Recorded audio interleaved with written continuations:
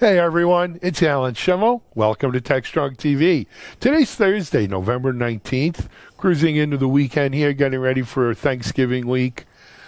Regardless of whatever you're doing for Thanksgiving, or either you're celebrating Thanksgiving or not, please be careful. Wear a mask, social distance, you know the drill. Too many people getting sick, too many people dying.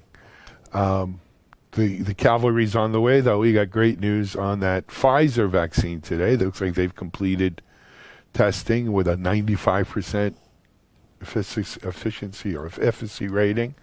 So let's hope we can get that out as soon as possible. In the meantime, let me tell you what we have for you on store today in TechStrong TV. It's a good show. I have Anthony Edwards of Eggplant Software, who's going to come in and talk to me a little bit about automated testing, AI, and how it's relating to automated testing. And he had some interesting facts and arguments that I think maybe we're not making as much progress as we think we have. It's a good conversation. Catch that one. After Anthony, I'm meeting with Mark Hemmeling of Grammatech. We're going to talk about static code analysis, software composition analysis, and what's the state of things over there as it relates, of course, to DevOps and CI/CD and so forth. Then I have a great conversation with Jim Sorelli and McLean Bugle of NetApp. Jim is with Rancher Labs. They've just reached a new OEM agreement where NetApp is going to be selling Rancher as part of their hybrid cloud offering, and it's a powerful offering. It's a continuation of a strategic partnership between them. I think you'll enjoy it. Then after that, we're going to go back to something old. And we have the one and only John Willis talking about qualitative analysis for digital transformation, my friend John. And I think it's always a pleasure to watch John present. And then after that, we're going to turn things over to Charlene O'Hanlon, our managing editor, chief content officer. Charlene has the news. She has a little webinar preview for you for this week and next, as well as a great interview with the global security strategist at ForcePoint. And I think you're going to enjoy that. And then after Charlene, I'll be back to introduce Mitch over in the Analyst Corner, where Mitch is going to talk to Stu Forster and Steve Howard of Perforce. Some important goals of creating security software from the beginning of the development process. Perforce is a company that, started out in the repo space and has done several acquisitions, and they really have quite a lineup. So Mitchell has that. And then we have a double dose of Mike Vizard today in the channel roundup. Mike has Teleport CEO Ev Kovenetsky, and then Liz Rice from the Technical Oversight Committee for the Kubernetes. Liz, of course, is also with Aqua. So I think I'll be back to end things up. It's a great show. I'm going to take a break and be right back.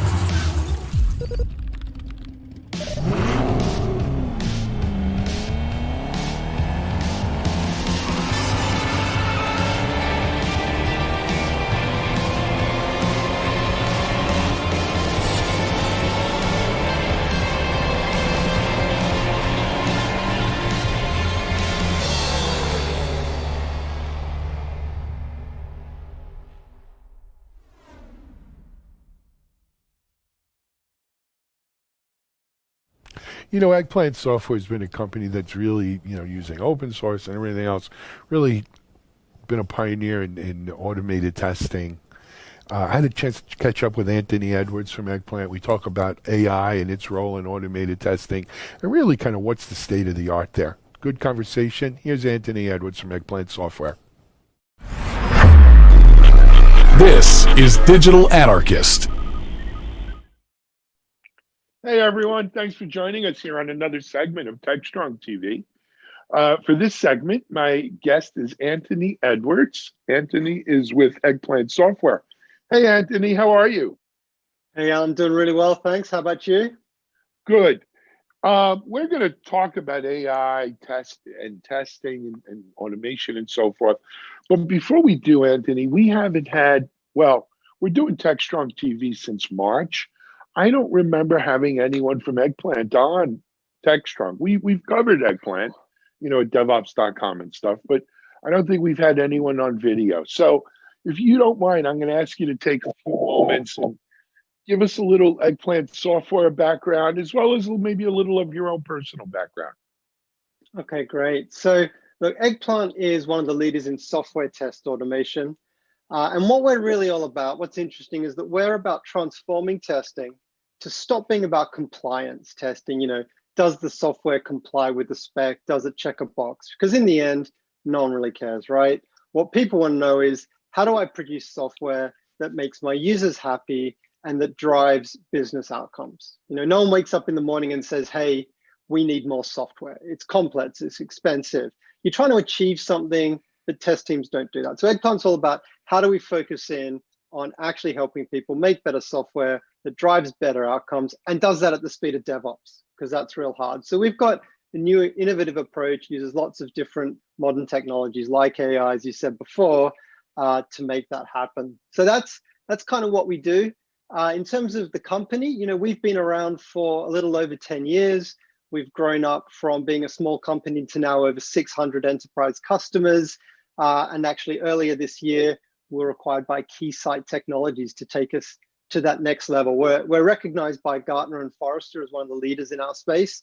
But we think, there's a lot more to do.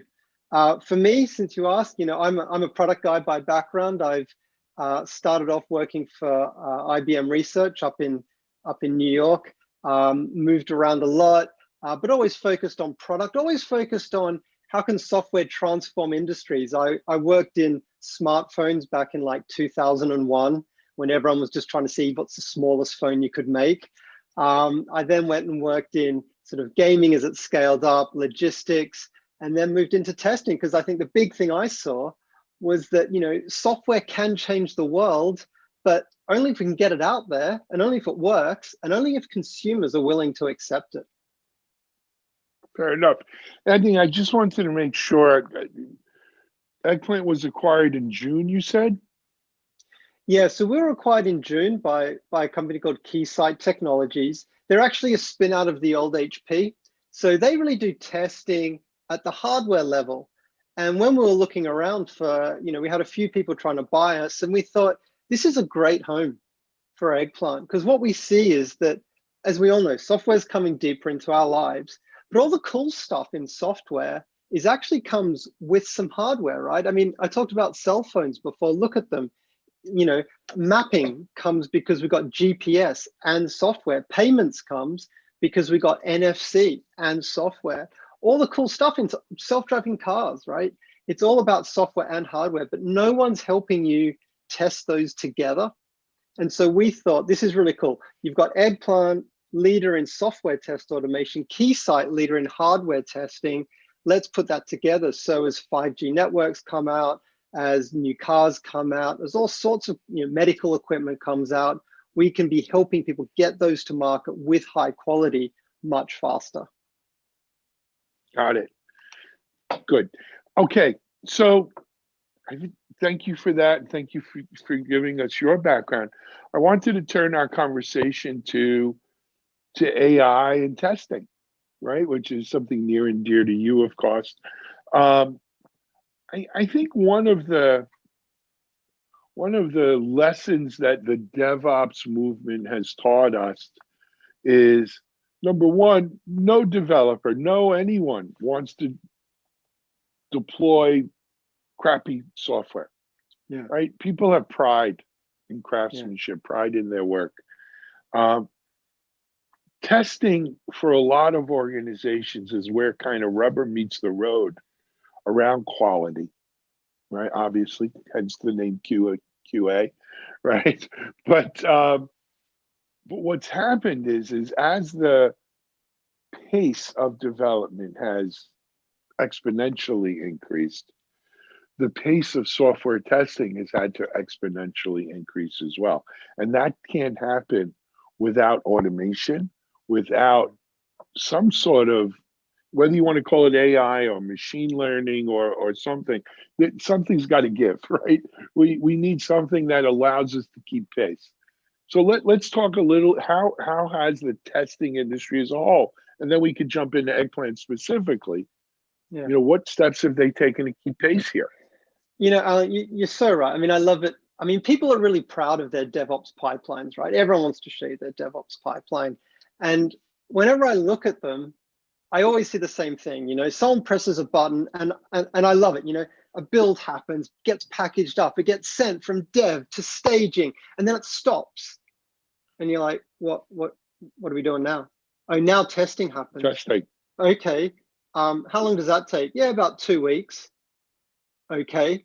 So, and then, 2 weeks happen, someone presses the button, zip, zip, zip, zip, zip. So people are like optimizing seconds out of their DevOps pipeline, but in the middle, there's like this, elephant that no one wants to kind of acknowledge, which is, yeah, but, our testing sucks. It takes us 2 weeks and we still don't really believe in it. And I mean, and so as people try and move towards DevOps, I mean, that's when that's a greenfield project. And then you think about all these legacy projects, you got banks, you got retailers, you've got this legacy, and they've got this huge regression debt. And the thing that's really stopping them ever achieving DevOps is this big testing hole in the middle. And as you say, that's one of the things we focus on. So, and another fact just to throw out there is that test automation rates around the world, I mean, everyone talks about it more than they used to, but test automation rates are not going up. The test automation rates have been pretty static for the last 10 years. They're about 25%, right? So people are struggling to get past that. Yeah.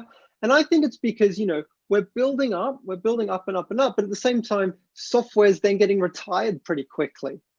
And it sort of balances out at about 25%. I've got surveys going back to like 2001, where people say, right now we're at 25% automated. Next year, we're going to be 60%. And it's the same graph, right? Every single year. So something has to change. There's a few different things there, but and one of the things we're doing is how do we automate more of the test creation and that key pain point, test maintenance, right? Everyone complains about the maintenance. And this is where AI can help a lot. And also model-based testing. People have to get out of this mindset that tests are like these scripts, these linear scripts that are all separate, and I have like thousands of them, because that's never going to scale. So what we do instead, right, is we create a model. We have a model of the application. We can auto-generate large parts of that using some of our AI intelligence, and then we can maintain that.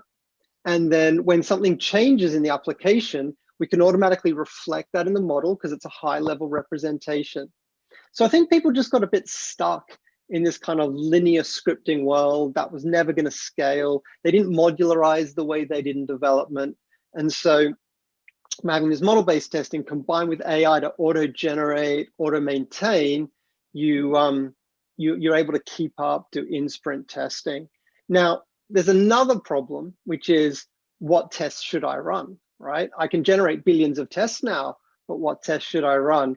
And that's again where the AI engine comes in and is able to optimize. So if you've got 5 minutes to do a check-in test, we'll make sure we run the exact right test to optimize your time. Excellent. Love it. So, testing is obviously an area we've delved into here on TechStrong TV, as well as some of the other video series that we run, as well as obviously on DevOps.com itself. And one of the issues we find, that people cite to us is quite frankly a lack of testing professionals, right? The same way we don't have enough developers, we don't have enough cybersecurity people, we don't really have enough testing professionals, which, on a personal note, Anthony, when I first started DevOps.com, one of the things was that the QA folks were screaming about DevOps making them obsolete. Well, that certainly hasn't happened, right? No. I mean, testers are always thinking this. They're really nervous people. Whenever anything happens, oh my God, we're going to be obsolete. It's like, we're going to be obsolete. No, I haven't seen any QA people on the bread line, right? Or, the unemployment line. So, but and quite the contrary, we don't have enough professional testers, right? Yeah. We have a lot of people used to think that there was no such thing as a professional tester, that a You tester bet. was like a way station on the way to a developer, but it's not. There are people whose whole careers are testers and they're Yeah. professionals. The problem is, so the only way you can force multiply this is with automation, with things like AI, right? Yeah. Yeah. And I Either think, that or you you're know, going to have to grow testers in a vat. You can't grow, we haven't quite come to that. So, uh, how do we continue to, how can we upscale that? How do we meet the need? yeah. Is Yeah. AI And I think, potentially part of it? I mean, a few things there. I think one key thing for me is I think we're looking in the wrong place for testers. What Okay. if you ask any kind of, really good engineering manager or VP or CTO or whatever, who are your best testers? And the ones they'll highlight are the ones with domain knowledge, the ones who know the product, who know the audience, who know the users, who know what they care about. It's all about product domain knowledge. And yet what we're doing to testers is we're requiring them to know more and more and more technical stuff, right? And the problem is we're making it these days that to be a tester, you've got to be this like development guru. You've got to be better than the average developer because the average developer just has to know the technologies for their component, right? But suddenly these testers need to know the end-to-end system. They need to know everything from an AS400 all the way to through your sort of Censure app. Meanwhile, they've got to know the users. They've got to know all the markets. I just think that's crazy. So I think there's a few things. One thing is we need to stop this kind of total testing, like kind of mind these testers as unicorns kind of thing. I think we've got to get rid of all that technical skills that they require. And I think we can. I think the problem is everyone's reinventing the testing wheel constantly. It's like the 1980s where every development team wrote their own compiler. And then we grew out of that, right? And then in the 90s, everyone used to write their own, I'm showing my age here. Everyone used to write their own build systems. And then, in the 2000s, everyone used to write their own web stack. And then we all grew out of that. Now everyone writes their own testing framework, writes their own testing tools. It's just a waste of time. So I think one thing is everyone just needs to stop reinventing the wheel. Testing teams need to stop trying to like be their own little tools factory. I think that's a waste of time.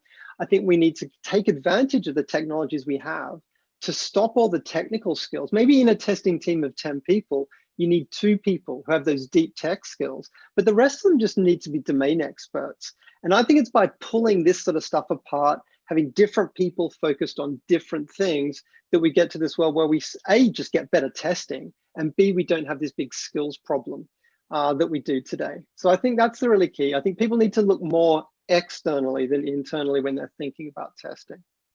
Love it. Love it. What about the whole sort of outsourcing of testing? I think again, the sort of stuff I just said, I think helps guide people towards good and bad outsourcing. So I think for me, the sort of heyday of testing outsourcing was probably 2004. It was a while ago, right? Everyone just went, brilliant, we can outsource all our testing, job done. And that failed. And, show me the person who says that didn't fail. But I don't think that was a people issue. I don't think it's like, oh, testing services are all bad or something like that. I think the problem was you lost that product knowledge. You had Yeah, a team of domain. people. Yeah, you lost your domain. So I think what you need to do, I think outsourcing things like setting up, managing your test environments, getting some of your underlying core bits of your testing infrastructure working, great. But outsourcing that domain product knowledge, I think that's really hard. So I think maybe outsource the tech skills because they're generic. The domain skills, that's got to be in-house. That sits close to your product owners, your product managers. And who would outsource product management, right? Doesn't make sense. No, I mean, I did a bunch of venture-backed startups. I remember back in 2004 and 2005, our biggest obstacle around testing was scalability, right? You had to do unit testing, you had to test on different browsers and interfaces and so forth.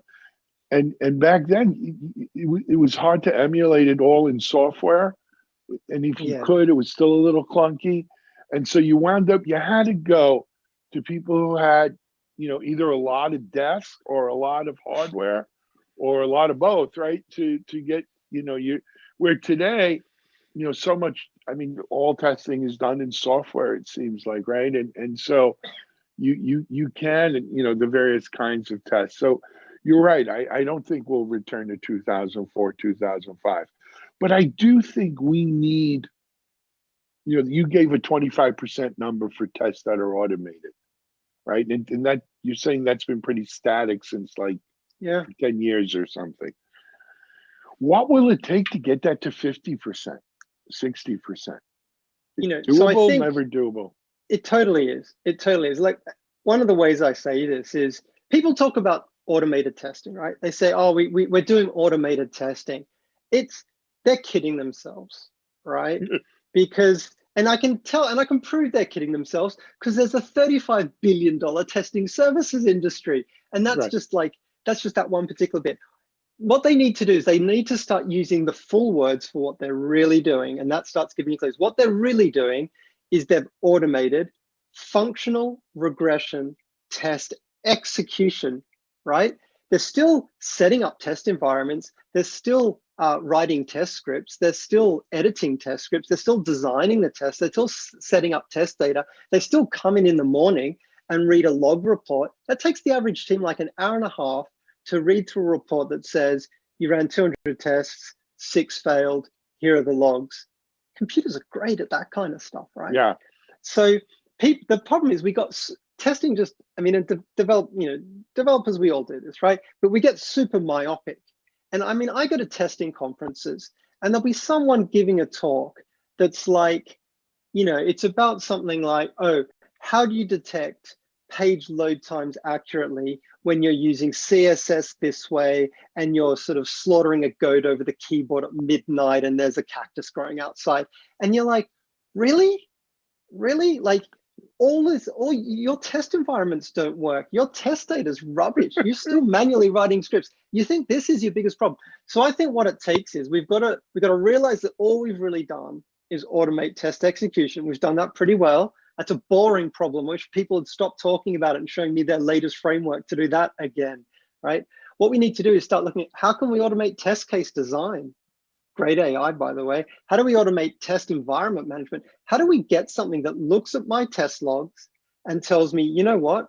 You had 73 test failures. We think that was due to 4 root causes. So it's not 76 bugs, it's 4 bugs that caused 76 errors. And you know what? It's Android 5.2 when you've got the Bluetooth on, and we think it's probably to do with this. Over to the developers, bug fixed, moved on. Love it. Anthony, we're about out of time. I apologize. For people who want to get more information about this from Eggplant and what you guys are doing around it, where can we send them? Hey, come to eggplantsoftware.com. We can contact us through the website. Anyone wants to contact me, Anthony Edwards, via LinkedIn or via the website, I'm up there as well. Please do. We love talking about this stuff. We'd love to talk to you. I'm sure. Anthony, I do want to have you back on, though, because we went down a tangent here a little bit and our time got used up quickly. But we'll come back and visit us again, and we'll continue the conversation. Anytime, Alan. All righty. Anthony Edwards, Eggplant Software, here on TechStrong TV. This is Alan Schimmel. We'll be right back with our next guest.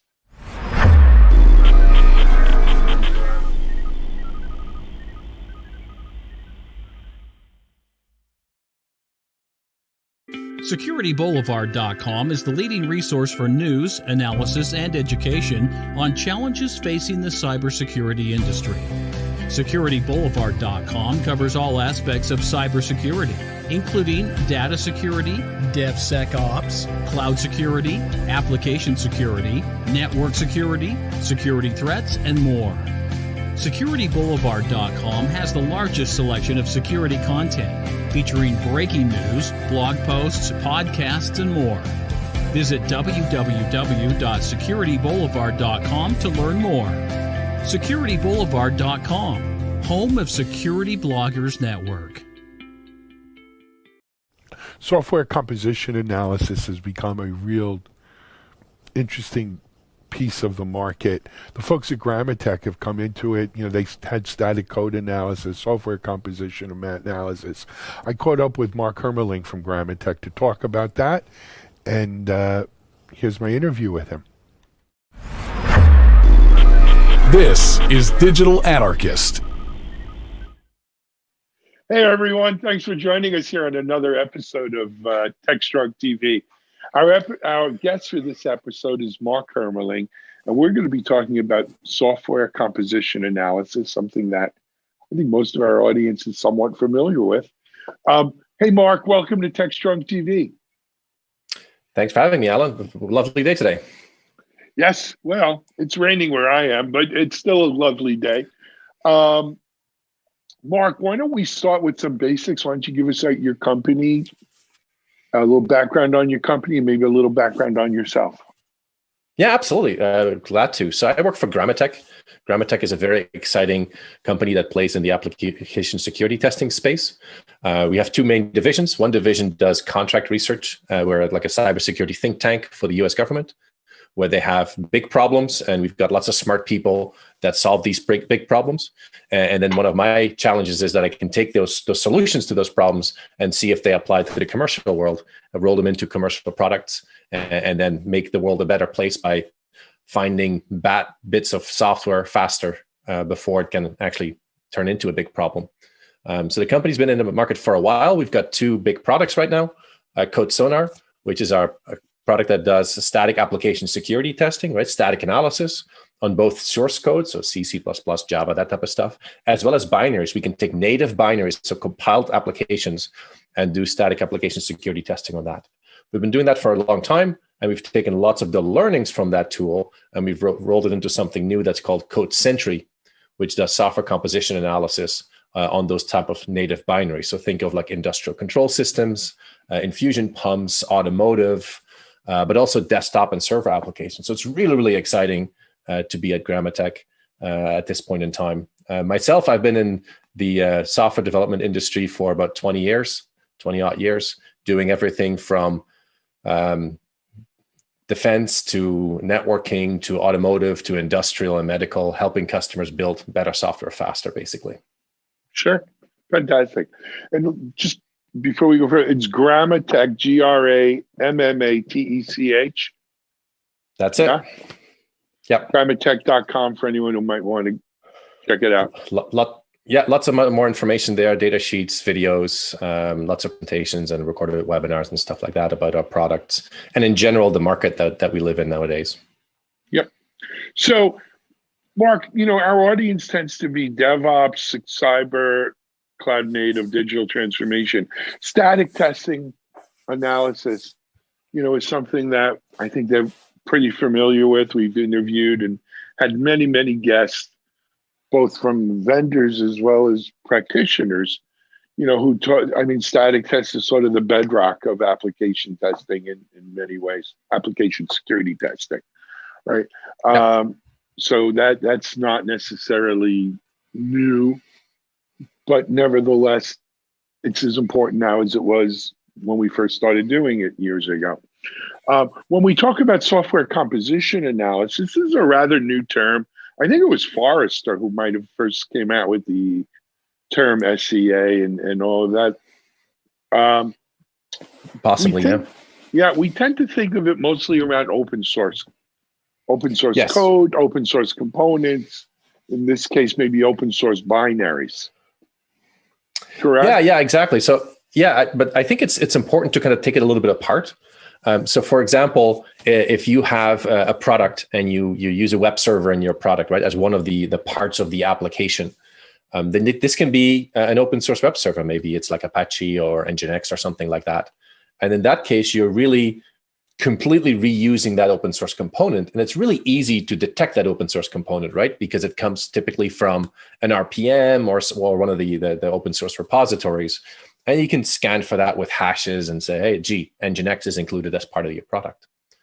What we do is a little bit different. We say, so customers built their own products and they built those products based on libraries. So maybe the library is OpenSSL, right? Or maybe the library is Qt, or maybe the library is something other fundamental that they build upon.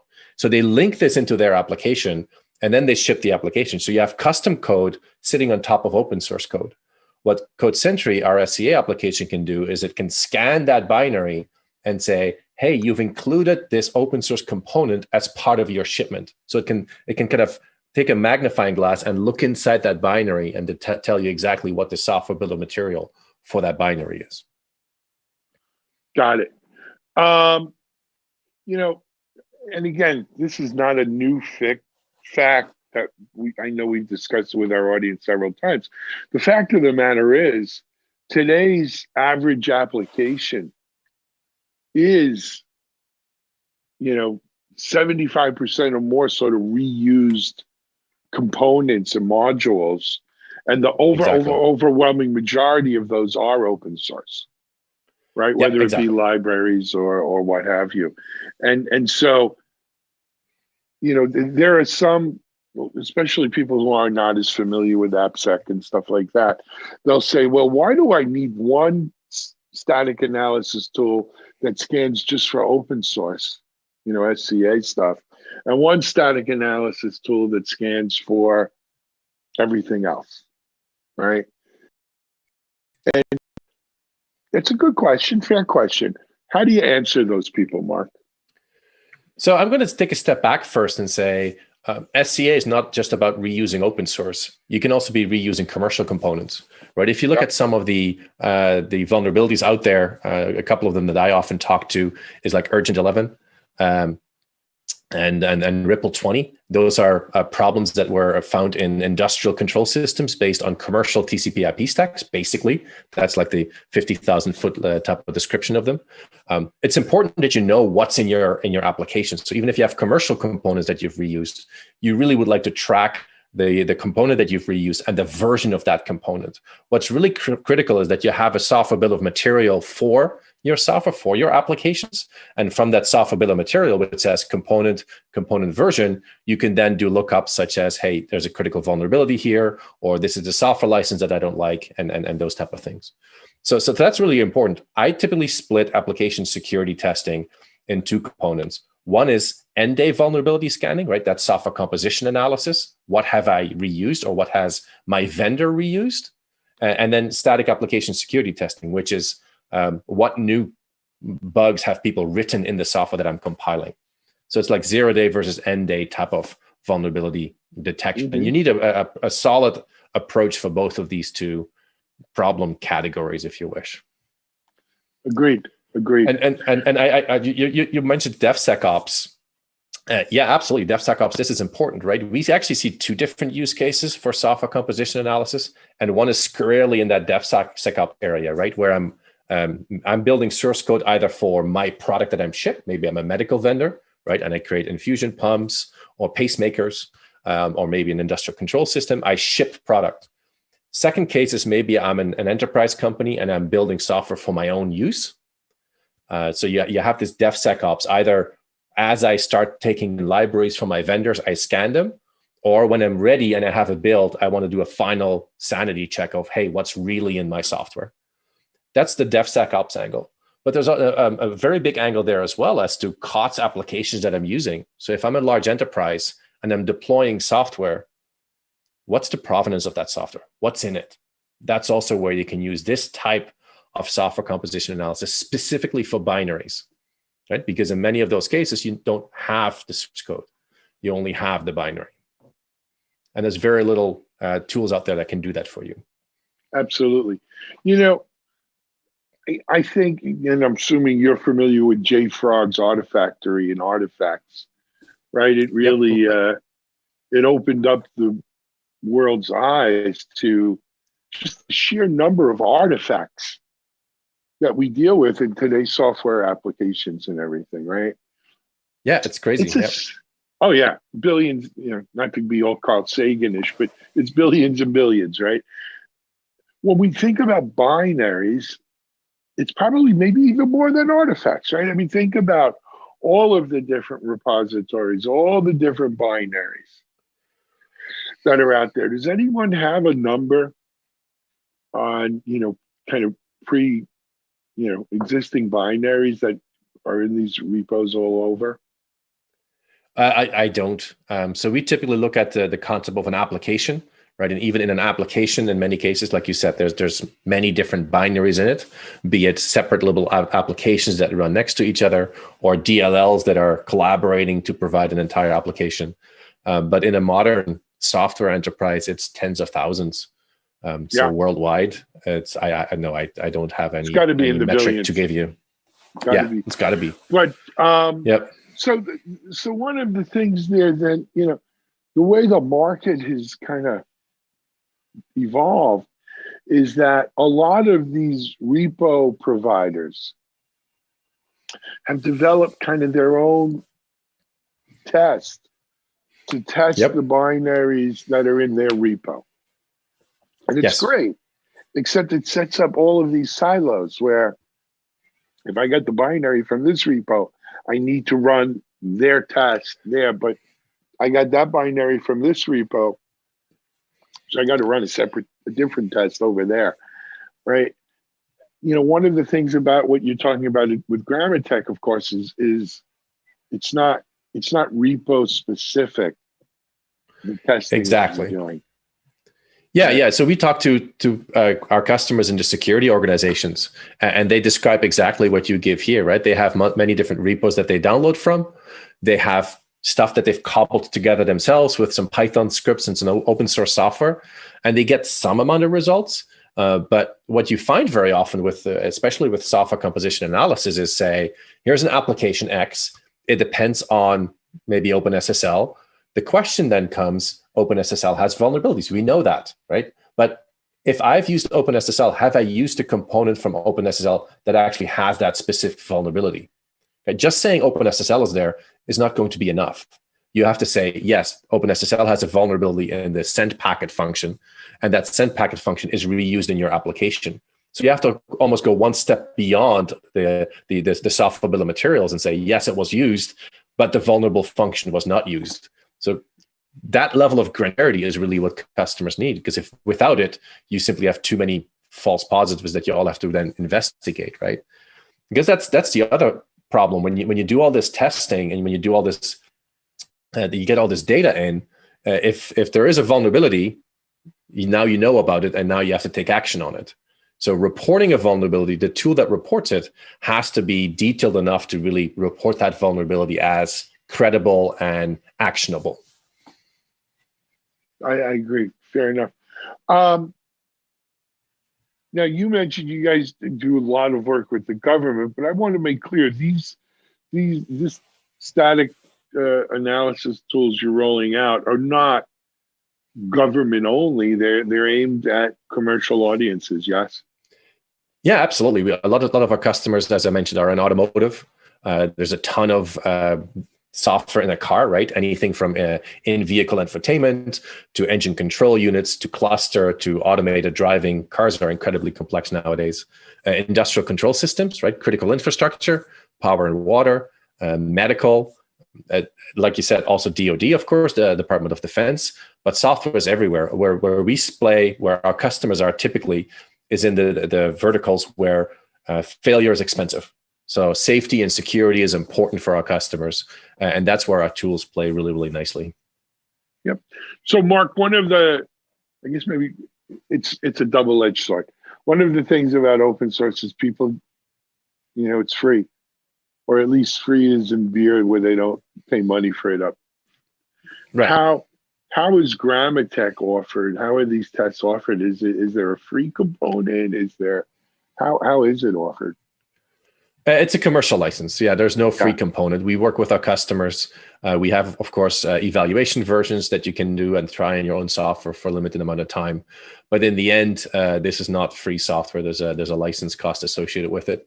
And in general, customers win that or make that money back, right, with their investment. The return on investment is typically in the order of months or quarters. Absolutely. And is it a SaaS-based offering, or is it traditional it's sort both. of testing? Yeah, it's actually both. We're on that intersect that some of our customers really like the SaaS offering, right? Because it's, from a management perspective, it's just so much easier. You upload the software that you want to test, and you get the results back. But some of our customers are in that space where they care really a lot about their intellectual property, especially like automotive and DoD is there. even some medical cases. So we also have on-prem offerings. So you can install this on your own data center. Nothing has to leave your premises. You can do it air-gapped and those type of things. Yep, I've been there, done that myself. Yeah, especially in the government space. I had helped found a company that this was vulnerability management scanning, not specifically static, and it was with the Department of Interior.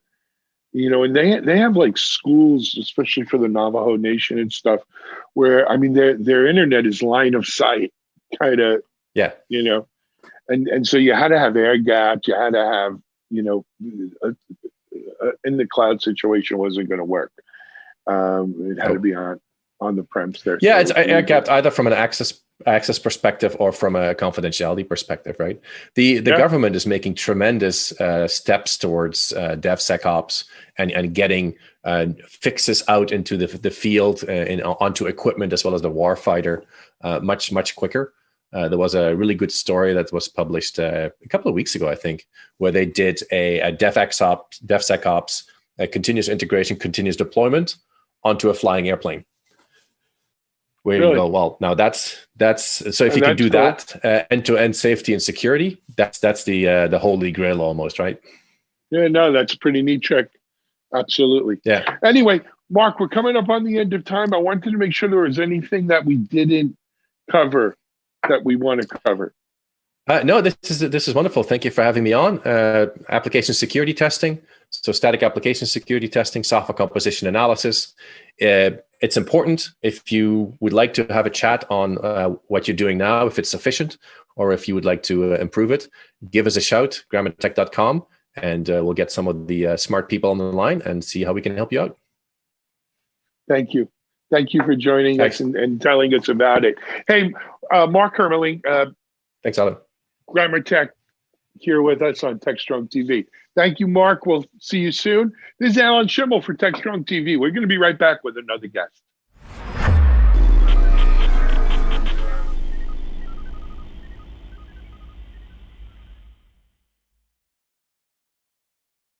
ContainerJournal.com is the leading online destination for centralized computing-related content. ContainerJournal.com covers all aspects of software containers, from container management, data management for containers, container security, networking for containers, to the entire container ecosystem, Kubernetes, microservices, serverless, and more. ContainerJournal.com has the largest selection of container-related news, featuring breaking news, blog posts, podcasts, and more. Visit www.containerjournal.com to learn more. ContainerJournal.com is operated by MediaOps Inc., the team behind DevOps.com, Digital Anarchist, SecurityBoulevard.com, DevOps Connect, and DevOpsDozen.com. So Rancher Labs, soon to be, I think they may already be, but soon to be part of, I've spaced on the name of the people who bought them now, the Linux distribution company. It'll come to me while we're talking here. But Jim Sorelli of Rancher Labs and McLean Bugle spoke with us about an announcement that both companies did recently. SUSE was the name of the company, by the way. You're going to get this all too one day. So it was SUSE bought Rancher Labs. But Rancher and NetApp announced an OEM where NetApp is OEMing Rancher Labs, Rancher OS is as part of their hybrid cloud offering. You don't think of NetApp, Kubernetes, but they have a great SaaS-based and hybrid cloud, and it sounds like a great partnership between the two companies. So here's Jim Sorelli and McLean Bugle. This is Digital Anarchist. Hey everyone, thanks for joining us. Another segment here of TechStrong TV. For this segment, I've got two guests. Let me introduce you to them. First of all, they both have beards. I was going to say the guy in the beard, but how about we have Jim Sorelli, and Jim, why don't you introduce yourself first and go there? Yeah.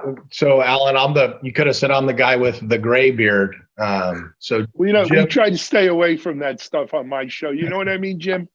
Yeah, I do. I appreciate that. Yeah. Go ahead. Yeah, Jim Cirali, Vice President, Global Channels and Alliances at Rancher. Fantastic. And then joining Jim and I is McLean Bugle of NetApp. McLean, why don't you introduce yourself?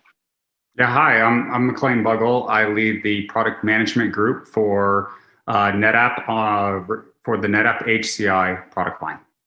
Yep. And just in case our audience isn't familiar, what does HCI stand for? Hyper-converged infrastructure, a full stack of infrastructure on-prem. Excellent. Very cool. All right, Jim, I'm going to let you kick off. We got an announcement of some news that came out. And why don't you share with our audience? Yeah, thanks, Alan. So first of all, thanks for having us. And yeah, the announcement for Rancher, we've already had and have our channels program. So the traditional consulting practices, resellers, MSPs, system integrators, but we're formally launching an OEM program today. And we have NetApp with us here helping us do that.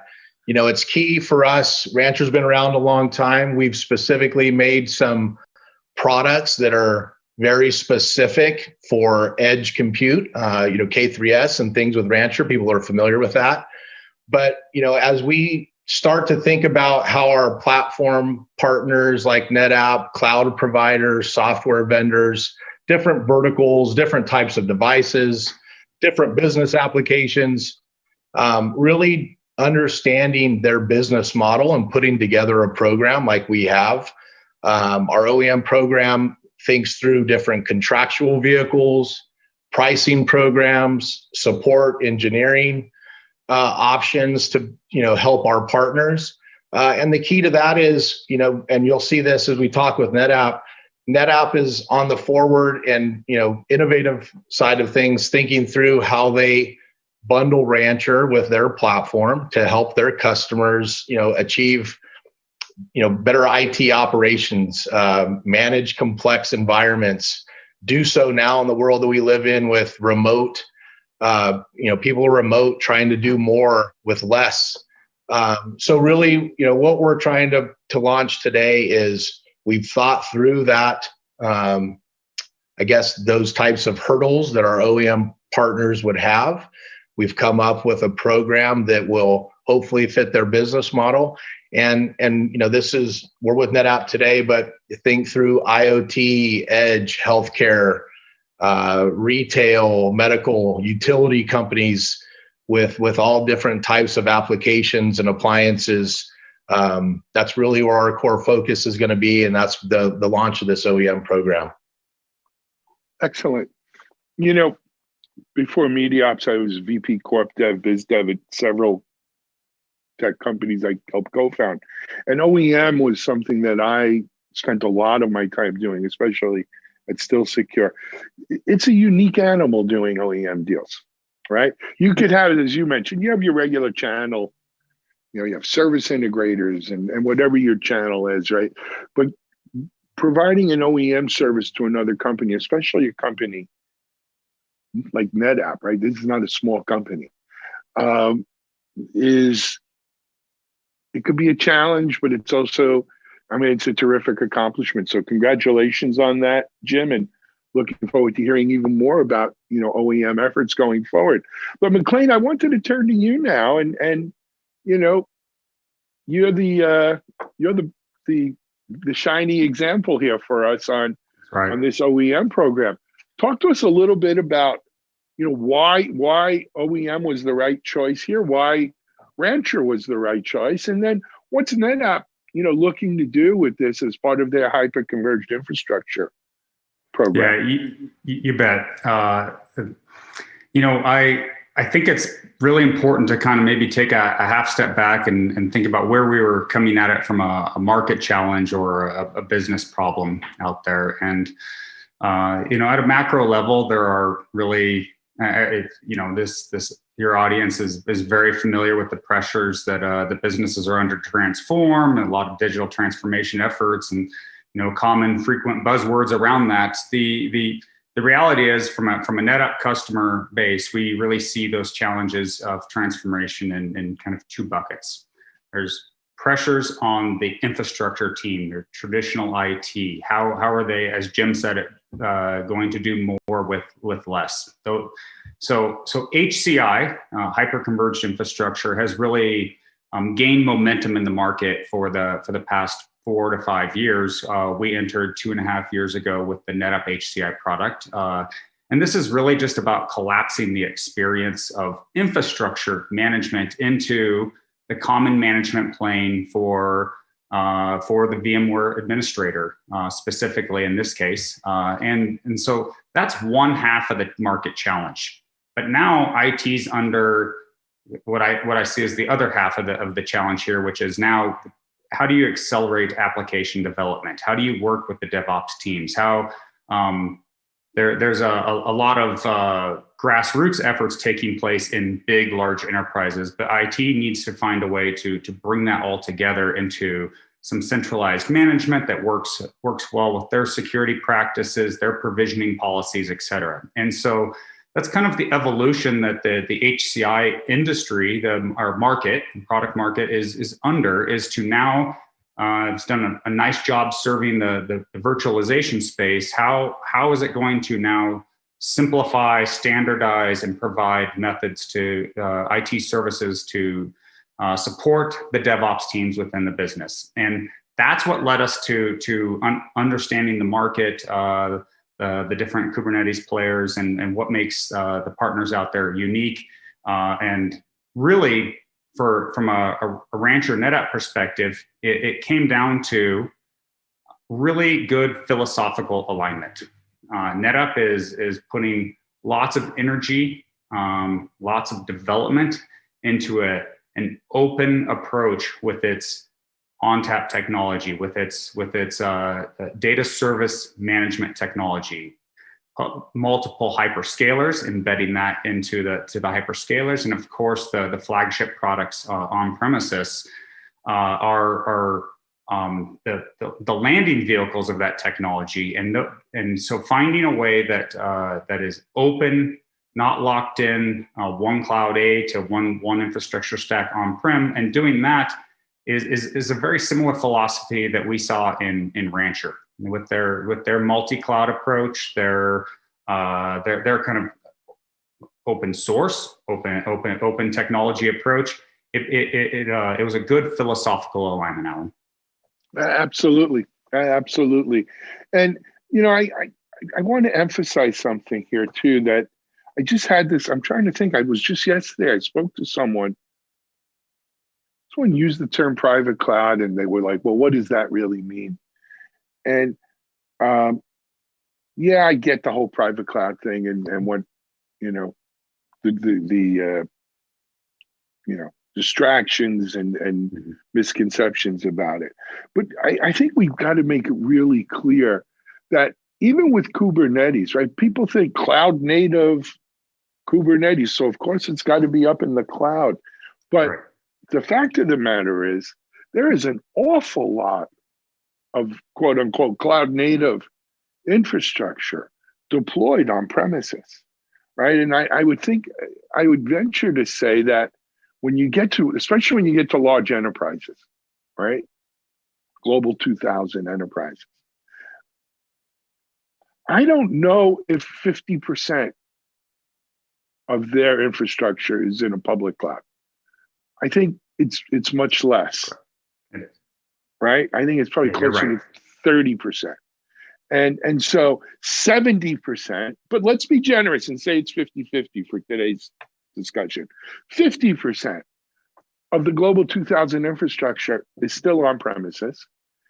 And it's not all on mainframes, right? Some of it is, but it's not all on mainframes or what have you. And that 50% or more needs to be modernized as part of a digital transformation. You can't just say we're going to undergo a digital transformation and move everything to one of those 3 public clouds. Doesn't happen. Not exclusively. Right. Not in our career, path. I know you guys will be working much longer after I am. I'm only kidding, but but it's not going to be in the next 5-10 years. That's for sure. Right. And so when we look at solutions around Kubernetes, cloud native, this new stack, if you will, that, Rancher is so definitely, been a leader in, you have to think about what does it mean for on-prem deployments? What does it mean for hybrid cloud, multi-cloud deployments? And so in my mind, something like this partnership and this OEM just makes a hell of a lot of sense, right? It's Alan, and that's, yeah, I mean, just to anecdotally here, you look at what NetApp's doing and their customers, not everybody's moving to cloud. So you need to have the ability to help them with that digital transformation, modernizing their compute, which is what you just brought up. And that's exactly right. And it's not one size fits all, right? Not on the platform, not on the way that people go to market, not the business model. So yes, this partnership is really kind of sets the framework, or at least what I think we'll see across all verticals and device types. And for many years to come, as you said, we're just scratching the surface. Sure. I'll add that, it's not, we're happy to assist the movement to public cloud. You think of us probably as many of your viewers might know NetApp as an on-prem storage system company, and we are. But we also have invested heavily in putting that technology natively into the hyperscalers as services, and so we see that transition. It's just not binary. It's not all or nothing, and so it takes time. It's gradual, and so by providing a common data management framework in each of the endpoints, with a standardization at the compute layer, you can now get application portability. You can get migration. You can get commonality of operational processes of how they're deployed and maintained and upgraded and scaled. So it's about simplification of that journey. It's not saying one's right or wrong. It's just an enablement, and we see a great opportunity for our technology and through this partnership to play a role in that. Agreed. So as I mentioned at the top of the interview, I have a lot of experience doing OEM deals especially with large providers. Back in my time, I've done OEM deals with Novell, with HP, Extreme Networks, some others, Dell. There's more to just the Kumbaya announcement, of course, right? And a lot of people think of OEM and say, oh, they're just going to take the Rancher product and put NetApp branding on it. Yeah, I mean, at a very simple level, that's part of OEM maybe, right? It's called the NetApp service or what have you. But there's so much more. There's the integration into the existing NetApp stack. There's the integration between people, right? NetApp has to, I assume, do at least level 1 support, if not 2, right, on this. So they've got to be up to snuff on when people call up. They don't NetApp telling their customers, well, this is really a Rancher OEM. Customers don't want to hear that. They want to know, I bought NetApp, I want you to fix it, right? Or I want you to, help me here. So even selling it, right? I did some where we had like an overlay sales team that helped. Can you talk a little bit about those kinds of specifics here?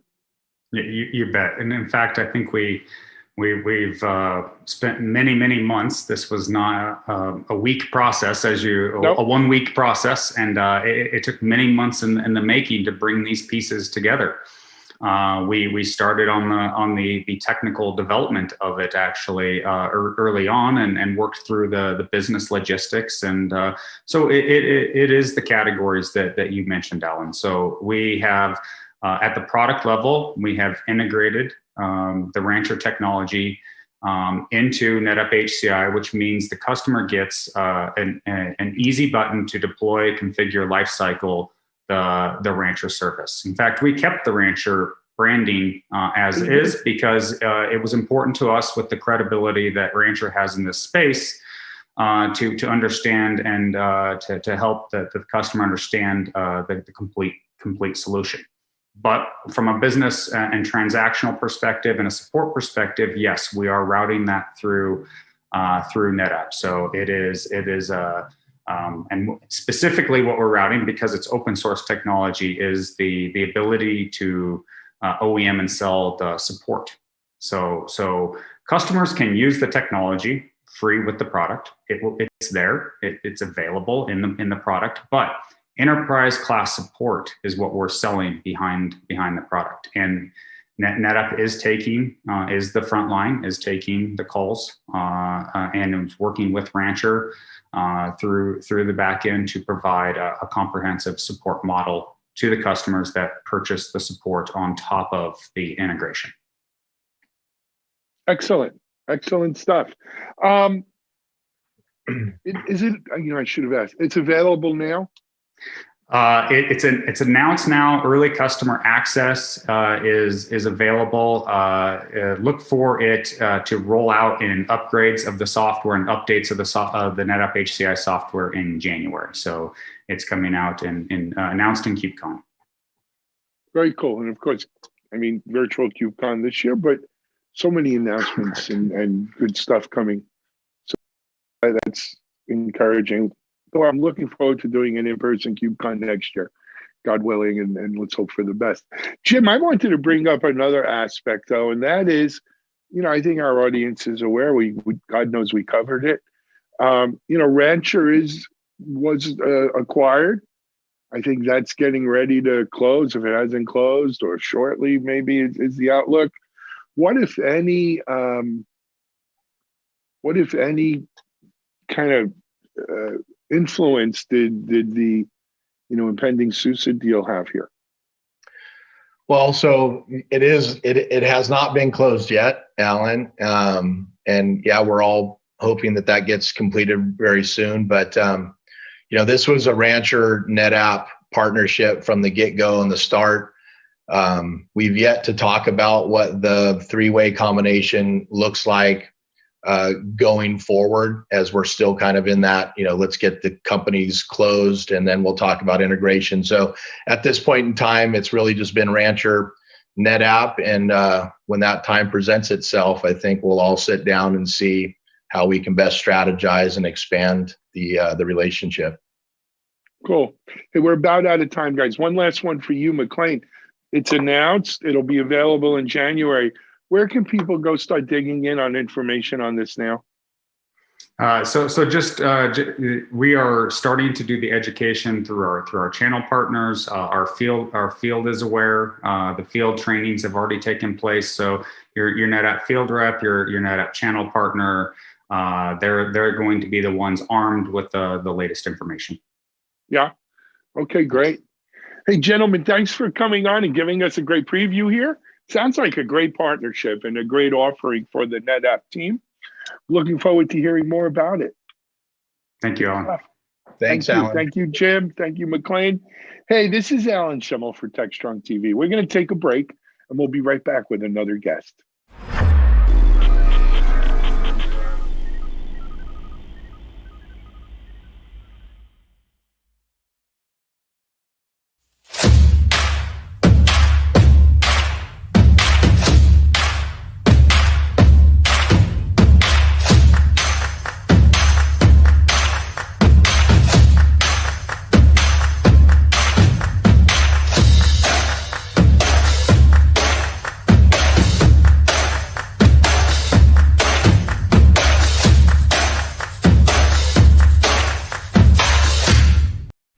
As I mentioned at the top of the show, for something old today, we're going back to DevOps Experience, which was early October. And this is my good friend, John Willis. And John presents on qualitative analysis for digital transformation. Here's John.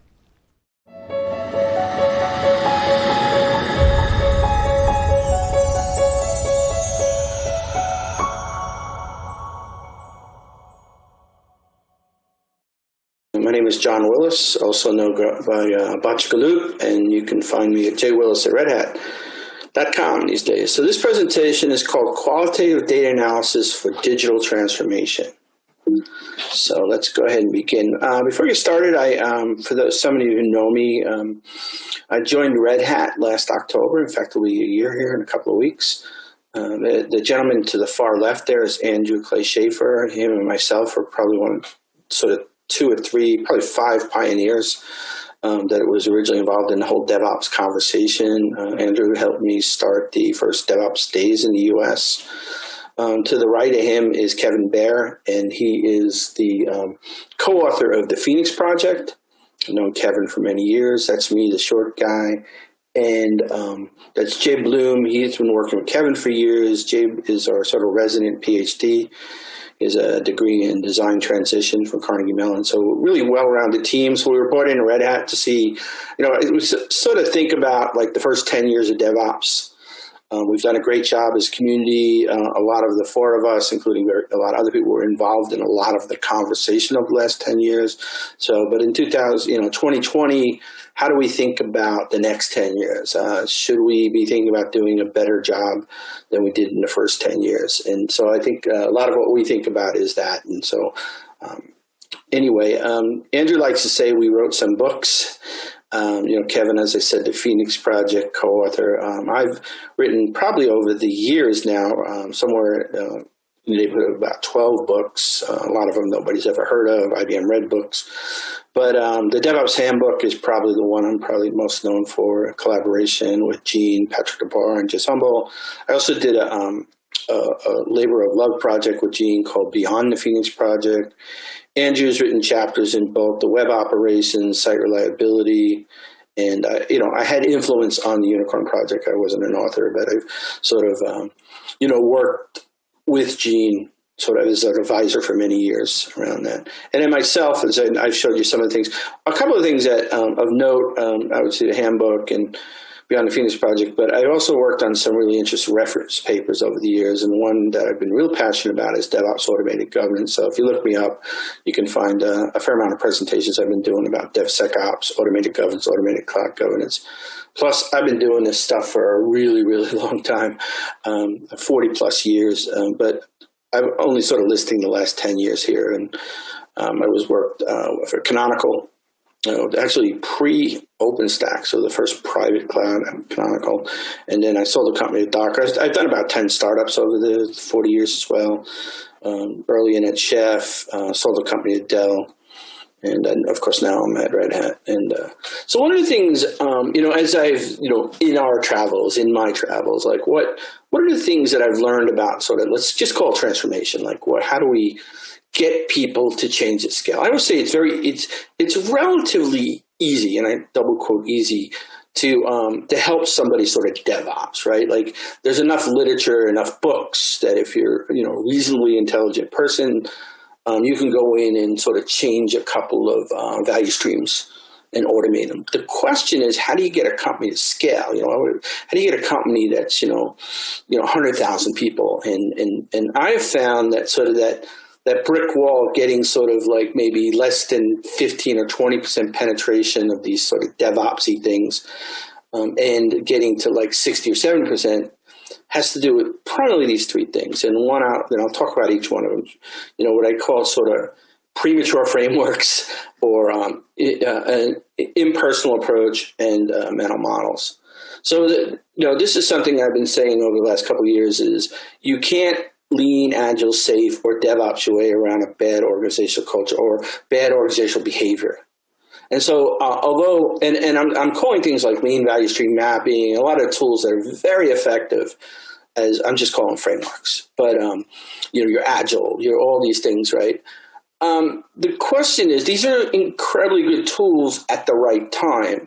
One of the problems I find is if you go in sort of premature with these tools and you don't really find out what's really going on, what's the gap, and it leads me to the second thing is, a lot of times, the sort of quote unquote experts, DevOps experts, or the DevOps, the transformation, digital transformation experts will come in and say, well, I'm smarter than you, do these 5 things and everything will be great, right?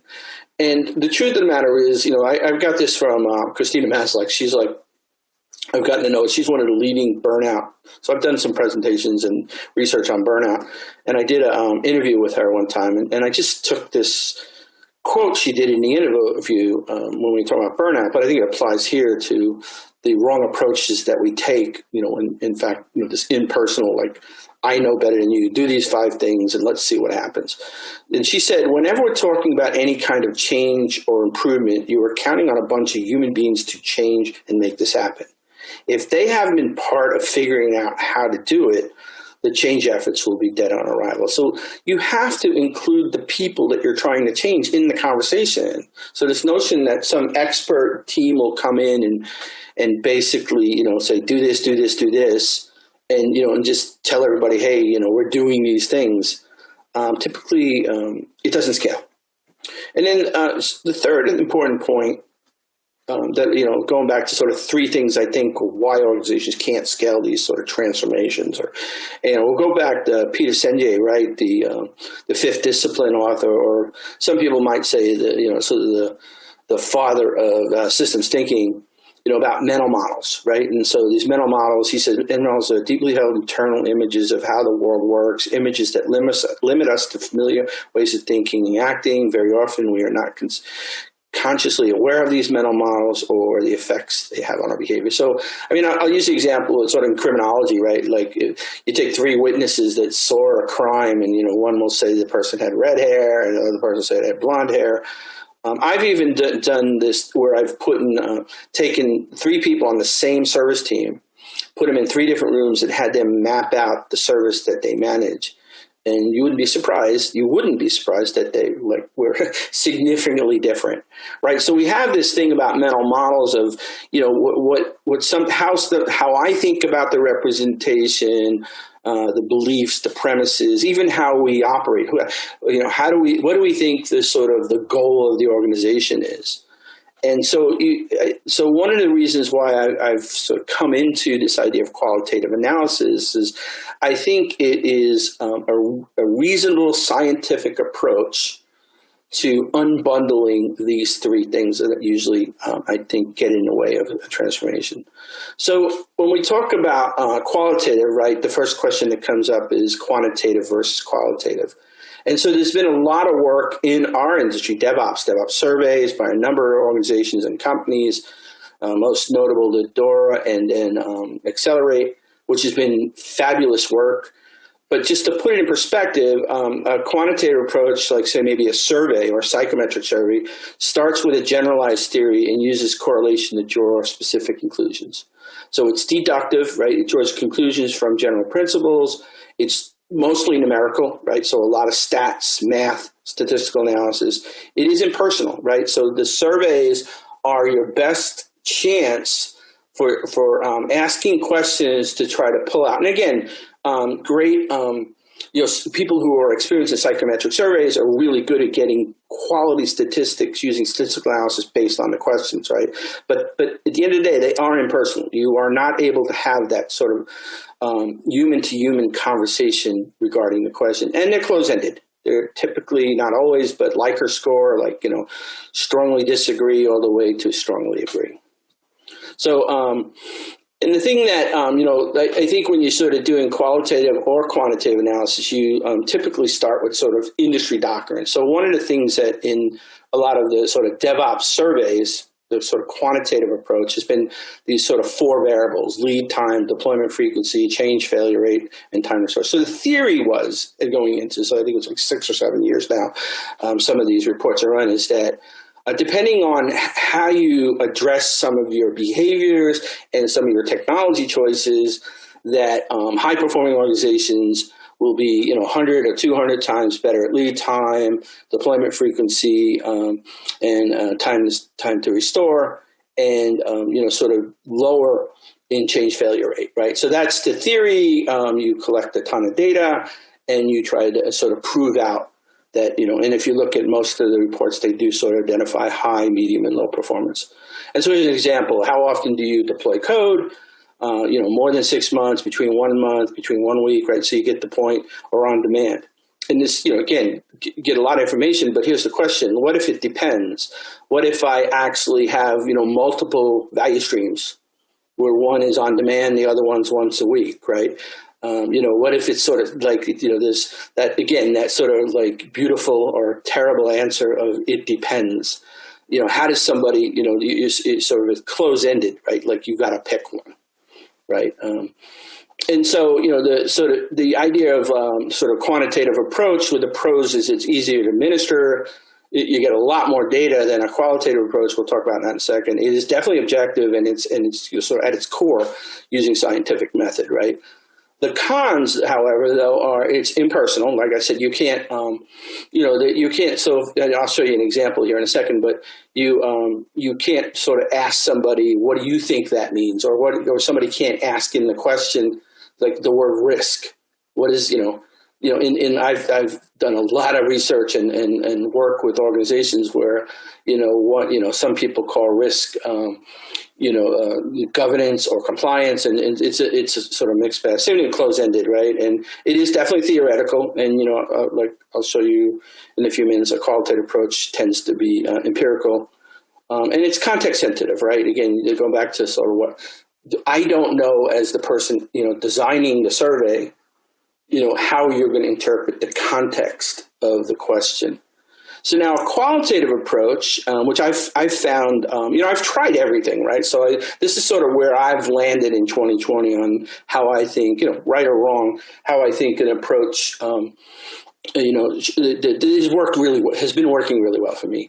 And the qualitative approach, it moves away from the sort of theory driving the data to approach where the data drives the theory. So what you're trying to do is, I think, all of us, right, we have industry doctrine. We sort of know what, like, if you go in the door of a large financial bank or something, if you've been doing it long enough, basically what kind of problems they're going to have. And you generally have sort of patterns and practices of solutions. And what you try to do, or I try to do in a qualitative approach, is try to not make any prejudgment. It's hard, but try to just ground up the data. And we'll talk about that. So it's an abductive process, right? Inductive, abductive, right? Towards general principles from specific instances. There's a sort of a category, you're trying to create categories of information. So you're listening to multiple people tell you multiple things. Typically, as opposed to a survey, one of the approaches in qualitative is interview, right? Group interviews, individual interviews. It's interpersonal, right? So if I ask you a question and I see a weird look on your face, I can ask you, hey, did you know what I mean? Or the person answering the question and say, hey, what do you mean by this? And you can have, sort of a human-to-human interaction to drill down on the interpretation, which, again, is open-ended, creates open-ended conversations. In fact, most times when I'm starting these conversations, I just simply get a group together, and I'll say, what is your company not doing that it should be doing? And that just sort of explodes into incredible discussions about, sort of governance and automation and toil. And so, for example, I've been doing these presentations called the 7 Deadly Sins of DevOps and this is just 4 of them, or 4 variants of them, but I, for my approach, the industry doctrine is that most organizations have, low levels of visibility. They can't see a lot of the work in the pipelines. There's not well-documented dependency maps. So there's a lot of coupling. My service requires D3 services, and I don't really know, I can't control the flow of those services. So I'm constantly in this variant state. I think recently I had an organization say, one of our problems is we've got these dependencies, other sort of value stream or the service dependencies, and we don't know if they're going to return the work in 2 hours or 2 weeks. So imagine trying to create any type of flow when you have that kind of variance. And same thing, consistency, right? Inconsistent environments, non-application of automation. It amazes me, I try not to be judgmental, but it amazes me in 2020 to have, a top 25 bank that still hasn't bought in on infrastructure as code for building infrastructure. Capacity, and then just a large. So these are sort of some of the ones that you clearly like. Okay, so remember I said for sort of a quantitative approach, you're going to take those 4 variables. In a qualitative approach, I'm going to basically say industry doctrine is that there are these things. Let's find out if they're there. And so as an example of just very simple. what is the audit process like in your organization? And, and then so a couple of things. One, I do get to interact, like if you want to sort of, question me about, like what audit, is it external auditors, internal auditors, right? Like, so again, I get to have an open dialogue about that. But more importantly, I get to aggregate the questions, right? So I start hearing person 1 says they're terrible, person 2 says they waste about 30 days, person 3 says we don't tell auditors things they don't already know, and so I'm able to sort of ground up, do sort of human-to-human conversations, but also I'm getting multiple answers to the same question in context. Right, and so either in one conversation, and so you also have these beautiful side effects where somebody asks a question and somebody say, well, Bob, that's not exactly true. Like again, you can't get that kind of dialogue, and then Bob's like, well, you're right, but like you can't get that dialogue in in a survey. So the pros of a qualitative approach is it is empirical. It's evidence. It's verifiable. The verifiable evidence, right? Like I can sort of ask you and pinpoint or drill in. It's open ended, and as you saw in that last example, it's generally combinatorial. Like I can have multiple people, correcting or adding value to the answer to the question. Certainly harder to administer. Like in a quantitative approach, I can literally, if I get it right, I can interview thousands of people. The largest qualitative approach that I've done, qualitative approach that I've done is like 350 people, right? And that was like I spent a month at a large bank. Less data, and it is subjective, right? But in general, like even the sort of quantitative approach is subjective, right? Like in other words, you're sort of taking a theory to sort of blend the data into it. So you do have, in either case, you have this sort of approach of industry document. The other thing that I've come to find is there are some fabulous tools for qualitative data analysis, and I found this one too. So there's a whole category called computer-assisted qualitative data analysis. So typically, without sort of tools, you basically, I bring like 10 color-coded highlighters with me, and I just start taking paper notes and highlight. Now what I do is I take, I do this. This is called Max QDA. There's a couple of ones. I happen to really like this one. And you literally take the artifacts that you gather, mostly sometimes recording, depending on if the company allows it, but always transcripts, and then sort of notes. And I like to have at least myself to catch highlight notes and a scribe, and then I have transcripts. So I'm actually using, sort of a three-pronged approach: the actual transcript, a scribe, somebody who's just taking notes in detail, and then I'm taking sort of highlight notes of really important things. And then you can add all that into the approach. And so one of the approaches I've taken, just get a little sort of academic here, or academia, is what's called grounded theory. So it's this is an approach where, for example, I have this data, I have interviews, I have transcripts, I have notes, and then I go through this computer-assisted qualitative data analysis tool where I actually code things. I'll show you an example. And then I start applying a methodology to concepts, creating a model in categories, and then I ultimately, data drives a theory. So I try to validate there's somewhat of the scientific method here. And so the approach that I use as part of grounded theory is this: work my way through coding. Coding is just, there's different sort of schools of coding, but generally you're identifying things inside the artifacts, the notes or the or the transcripts, and then you're working that up, sort of grounding that up to concepts of similar codes, and these tools also have amazing ways to add sort of context field notes, general field notes, and then you roll those up into categories that's basically driving your basic theory, and then in the end you have some sort of theory, which is how do you approach. So the sort of code, concept, here's an example. Like code might be, I highlighted the answer to the question on audit. Like audits take 30 days a year and they consume a lot of time. The concept roll up is, I've heard this a bunch of times, to combinatorial sort of answers. Audits are inefficient. The category is risk. the theory might be you should start thinking about applying automated governance, and so I told you earlier, I have this, my version of an industry doctrine, which is I call the 7 deadly sins of DevOps.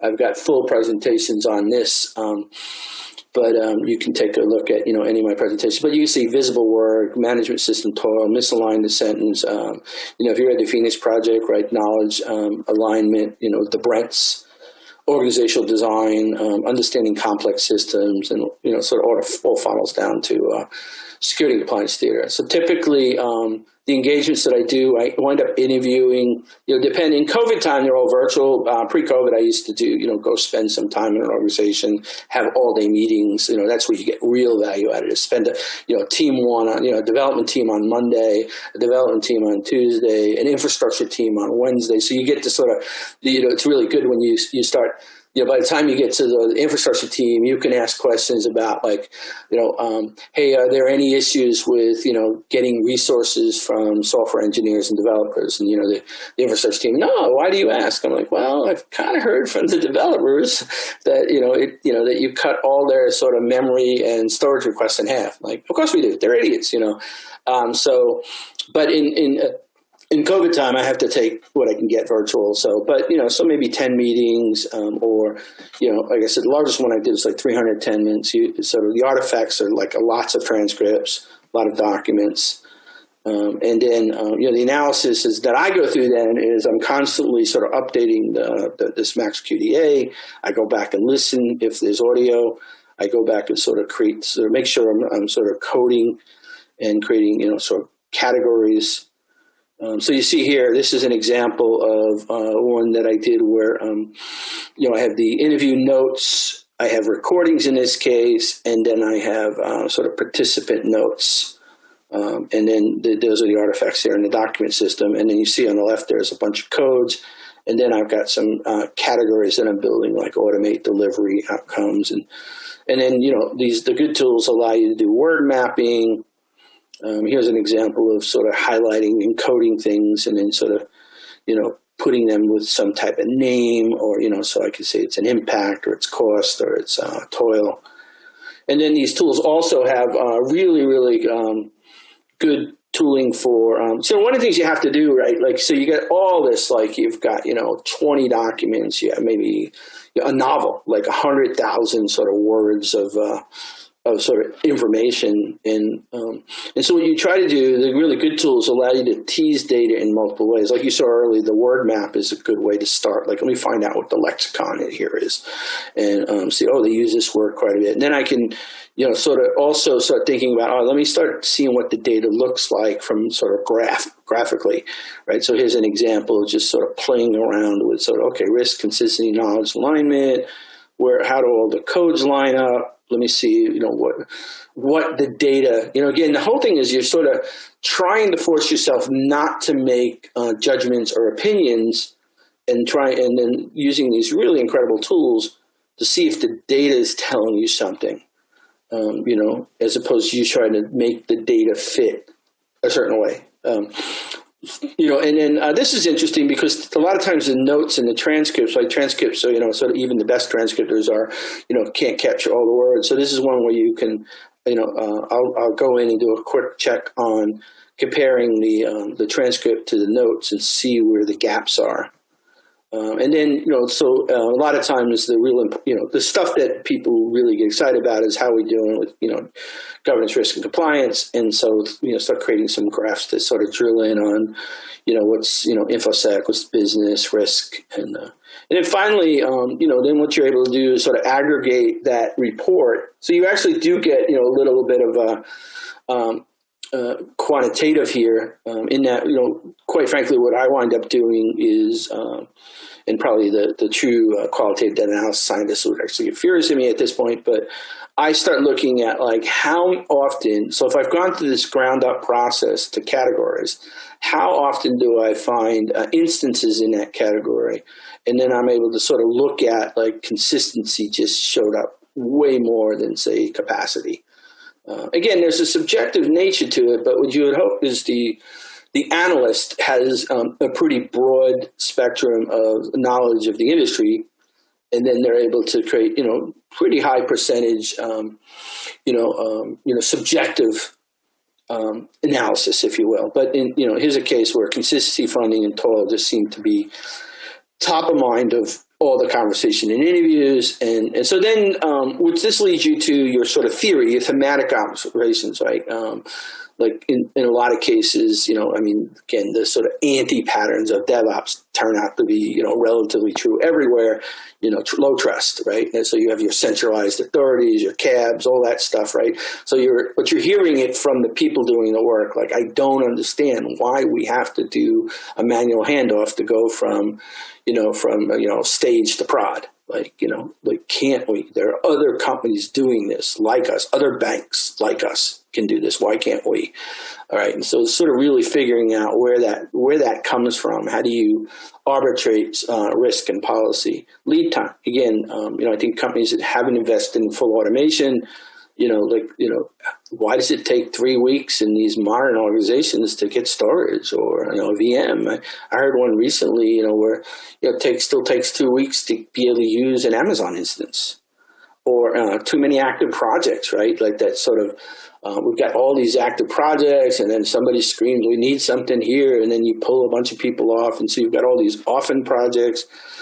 Clarity, people just sit there and tell me, like, they just wish they'd get more clarity from leadership on exactly what they want them to do, right? Like, instead of like sort of every couple of months, like we're changing the sort of game on them. They just feel like they're pawns being sort of, and that's the beauty of like having these conversations with people, and they get to tell you, like, we can't make sense of this stuff. We start the year off with this grand plan, 4 months in, we're sort of, okay, no, we're going to do this with no explanation.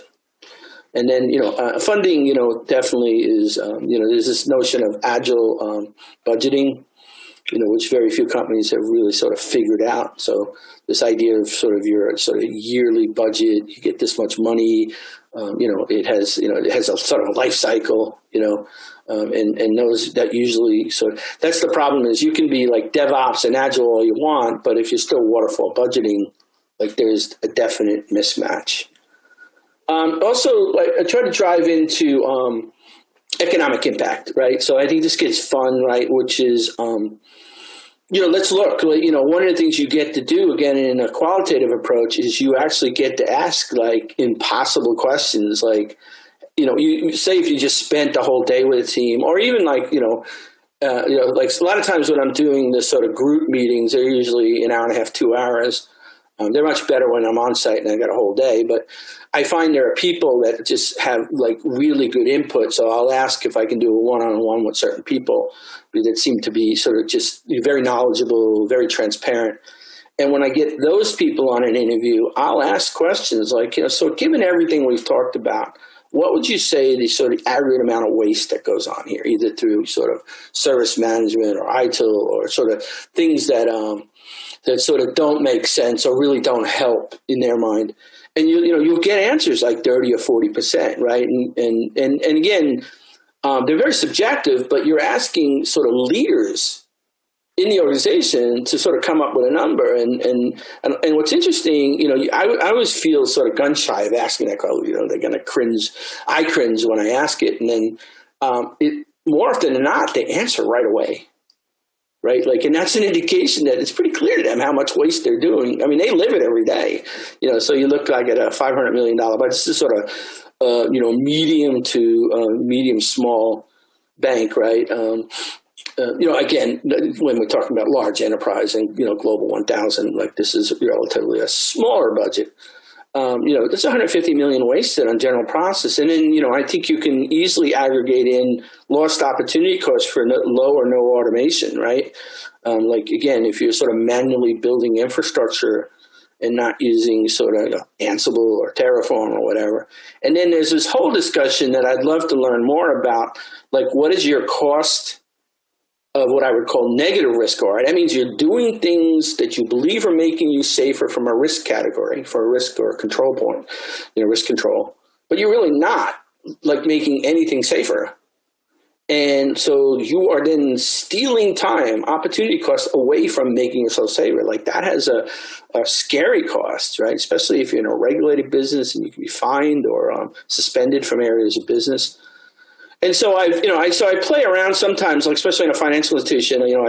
I've done this a fair amount of times with some banks, and so I sort of round the numbers up and down. So so it's generally anonymized, but basically categorically around the size of banks. So no bank on this slide is a real bank. They're sort of within range of banks that I've done, right? So I sort of look for like what are the things that you would want to think about comparison from an economic benchmark, like what's your revenue, how many employees, asset holdings could be interesting, but number of apps. And then the question was, if you've gone through some transformation improvement, what was your waste before and what's your waste avenue? And then this sort of math, and then what you want to do is sort of apply generalized and specific theory, basically sort of we have some industry doctrine. We've gone through the qualitative approach, and now here's the things that are out there, but these ones are going to match what I heard, So I would say that one of the things I like about this approach is when you report back to a CIO, it's like, I'm not telling you as company X that you need to do things.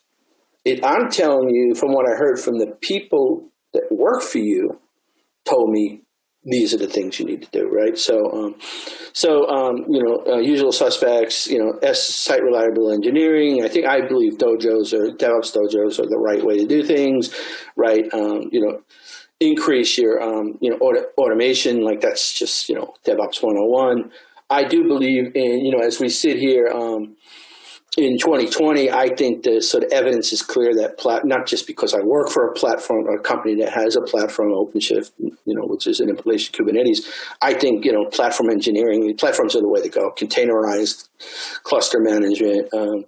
You'd be surprised how many banks understand that. I've had a sort of leader at a large bank tell me that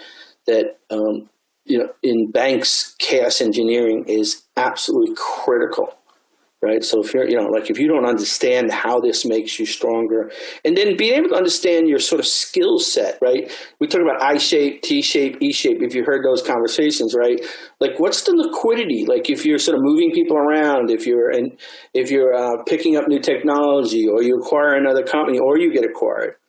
And then the DevSecOps, right? Like, what is your pipeline? What is your sort of DevSecOps referenceable architecture for security? Do you have really sort of security embedded in all stages of your delivery? From a IDE plugin that identifies malware libraries or sort of vulnerabilities, all the way through sort of your build, your scanning, your DAS, your SaaS, your software composition analysis.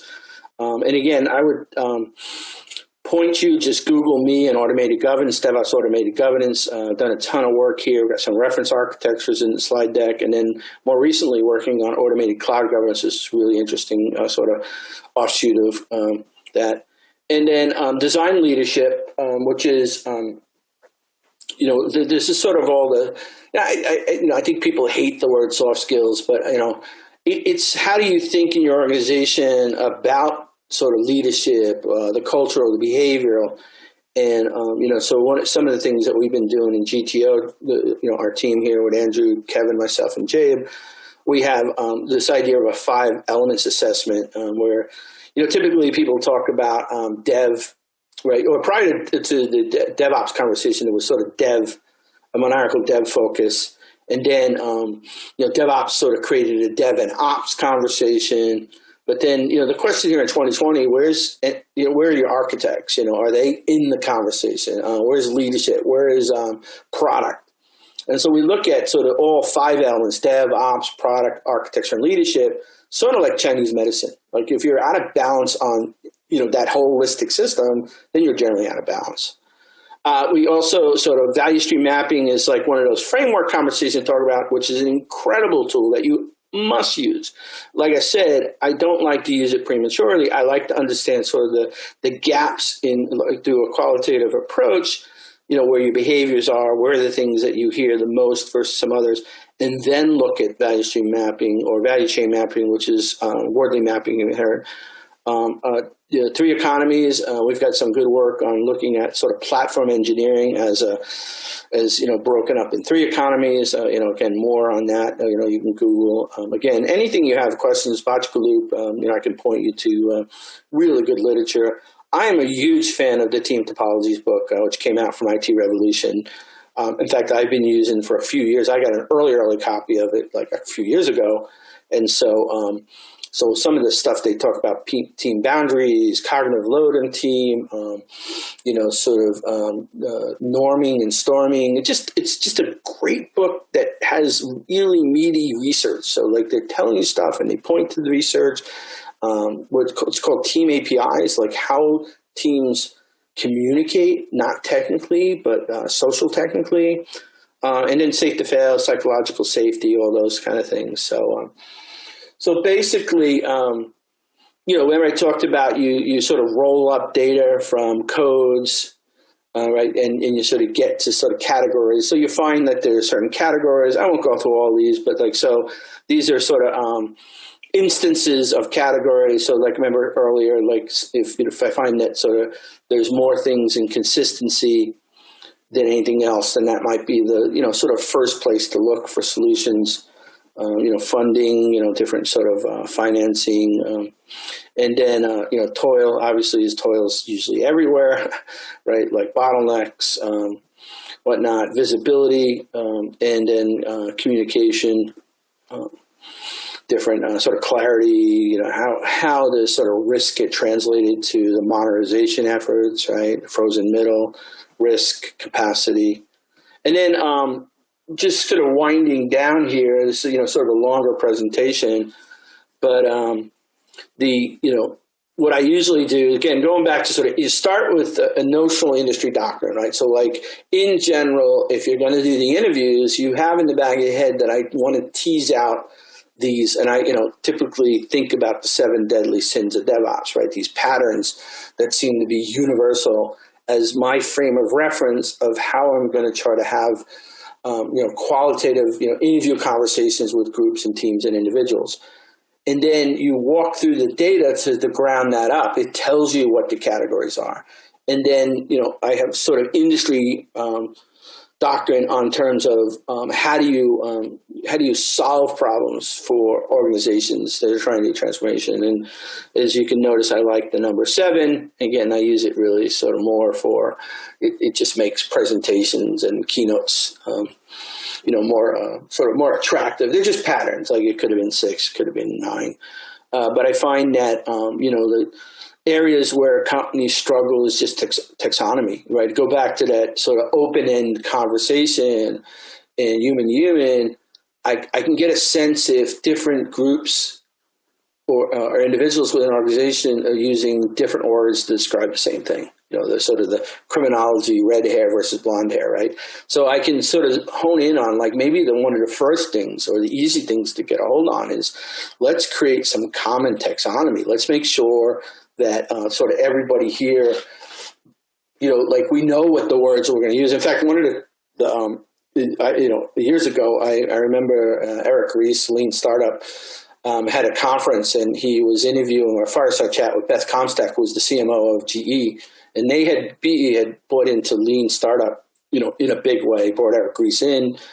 And then I remember seeing that. And about a month later, I was actually with one of my startups that I work with, we were actually helping them implement a private cloud infrastructure. And I remember like all the people that were at the edge, the element, the people who were doing the work, were using the same terminology. They were using, build, measure, learn, MVP, pivot. And I thought, well, what a beautiful thing for an organization. I forget how many employees GE had, but 100,000, 80, 90, 100,000 people. And imagine you get everybody using the same words and having the same context to those words. I talk about team topologies and models, roles and responsibility, really understanding how you want to transform to platform. It gets a little technical there, but for example, I think you had to be under a rock to not realize that sort of containers and Kubernetes or cluster management is sort of the right way to go. The cloud titans figured that out years ago.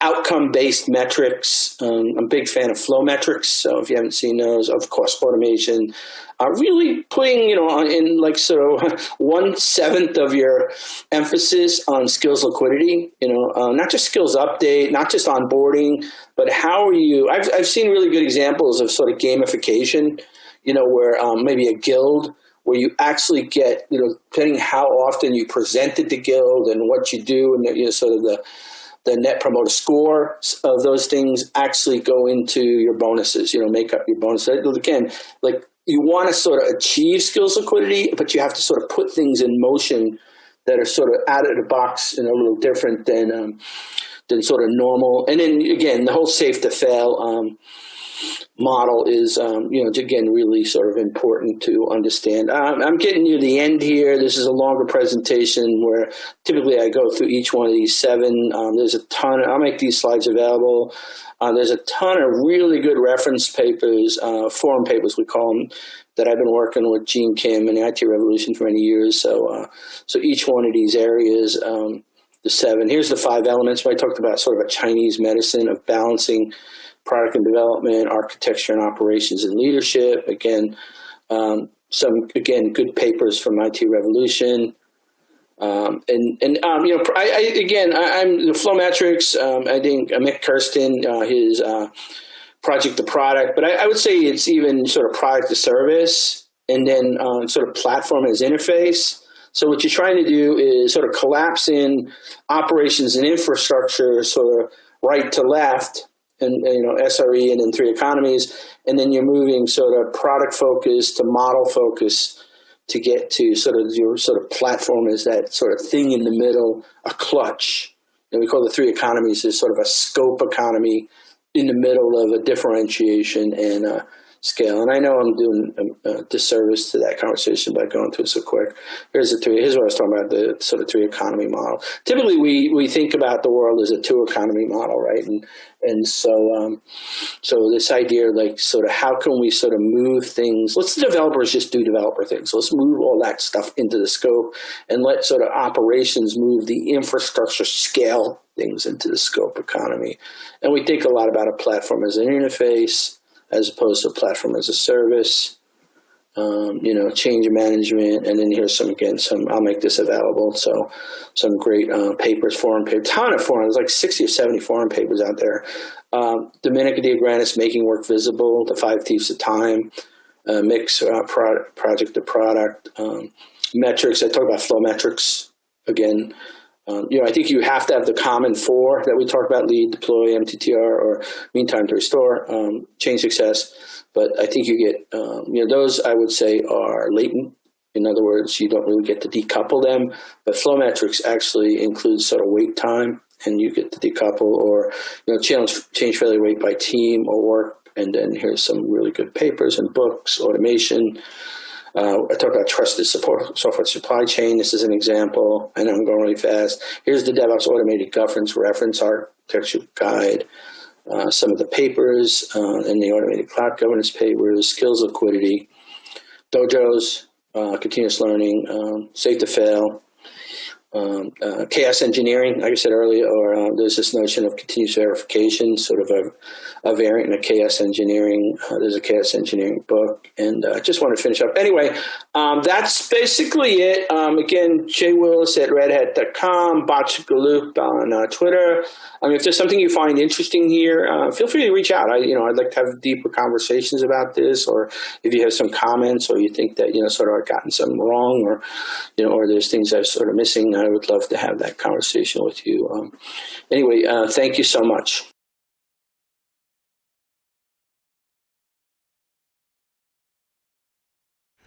All right, next up is our Chief Content Officer, Charlene O'Hanlon. Charlene has news around the MediaOps sites today, as well as a preview of the rest of this week and early next week's webinar schedule, as well as a good interview with the global security strategist at ForcePoint.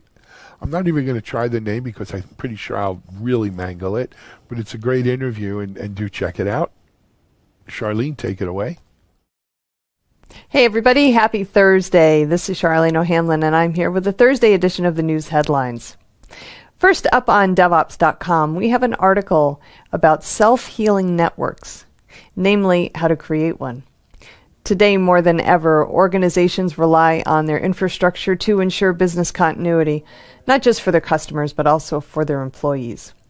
In this pandemic paradigm that we're living in, the network is critical to keep everything moving and working.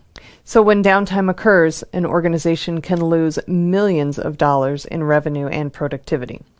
Self-healing networks have long been a topic of discussion, but they've pretty much just been that and really nothing more. But advances in artificial intelligence are making it possible for networks to self-heal when things go awry. And better observability tools are enabling IT teams to find issues before they become major problems, potentially eliminating downtime before it occurs. Self-healing networks are one aspect of digital transformation, which we've covered extensively on DevOps.com. Please give this article a look. It's a good one. Speaking of digital transformation, one of the things that often stymies organizations in their quest to digitally transform is handling all the data that comes in from the various sources and finding the right information to create that actionable intelligence. We are living in an era in which data is the new oil, but like that bubbling crude, it's worthless without some way to refine it. We have an article that offers up 3 tips for organizations to tame the data tsunami and find the most valuable information. The trick is in knowing what you have and what you want to accomplish, and then regularly tracking progress and evaluating your outcomes. Only then can an organization get the most value from its data. In the news, Dynatrace has added to its observability capabilities through the latest iteration of its PurePath distributed tracing platform. PurePath 4 adds support for the open source Open Telemetry framework and the W3C trace context specification for distributed tracing. It also has added support for service meshes and serverless computing frameworks running on AWS, Microsoft Azure, and Google Cloud Platform. Distributed tracing is becoming more popular due in large part to the growing complexity of application environments, and their complexity is outpacing mere mortals' ability to analyze events to discover the root cause of an outage or a performance issue. A healthy dose of AI definitely helps, and Dynatrace is just one of a handful of providers using AI to increase observability. On Container Journal, we have oodles of news coming from the KubeCon Cloud Native Con North America 2020 conference that's happening this week. For one, Carbon Relay has announced it acquired a performance testing provider called StormForger. It sounds like a superhero name, and has renamed itself StormForge. So Carbon Relay has an AI ops platform for Kubernetes and added StormForger to extend its performance testing capabilities. That's to help the growing number of developers who are now taking over more applications end to end. Also from KubeCon Cloud Native Con, Portworx by Pure Storage has added support for the container storage interface to the latest version of its backup and recovery software for Kubernetes. That opens the playing field for organizations to use version 1.2 of its PX backup software to move data to any platform that supports CSI, including cloud services, to integrate with Kubernetes clusters. And Twilio announced it has updated its agentless data protection software to make it easier to back up and recover multiple Kubernetes clusters residing in cloud environments. Version 2.0 of Twilio Vault for Kubernetes can now protect Kubernetes clusters deployed both on-premises as well as in emerging hybrid cloud computing environments. Over on Security Boulevard, we have an article that argues against the use of SMS or text messaging in multi-factor authentication. It's an inherently insecure process.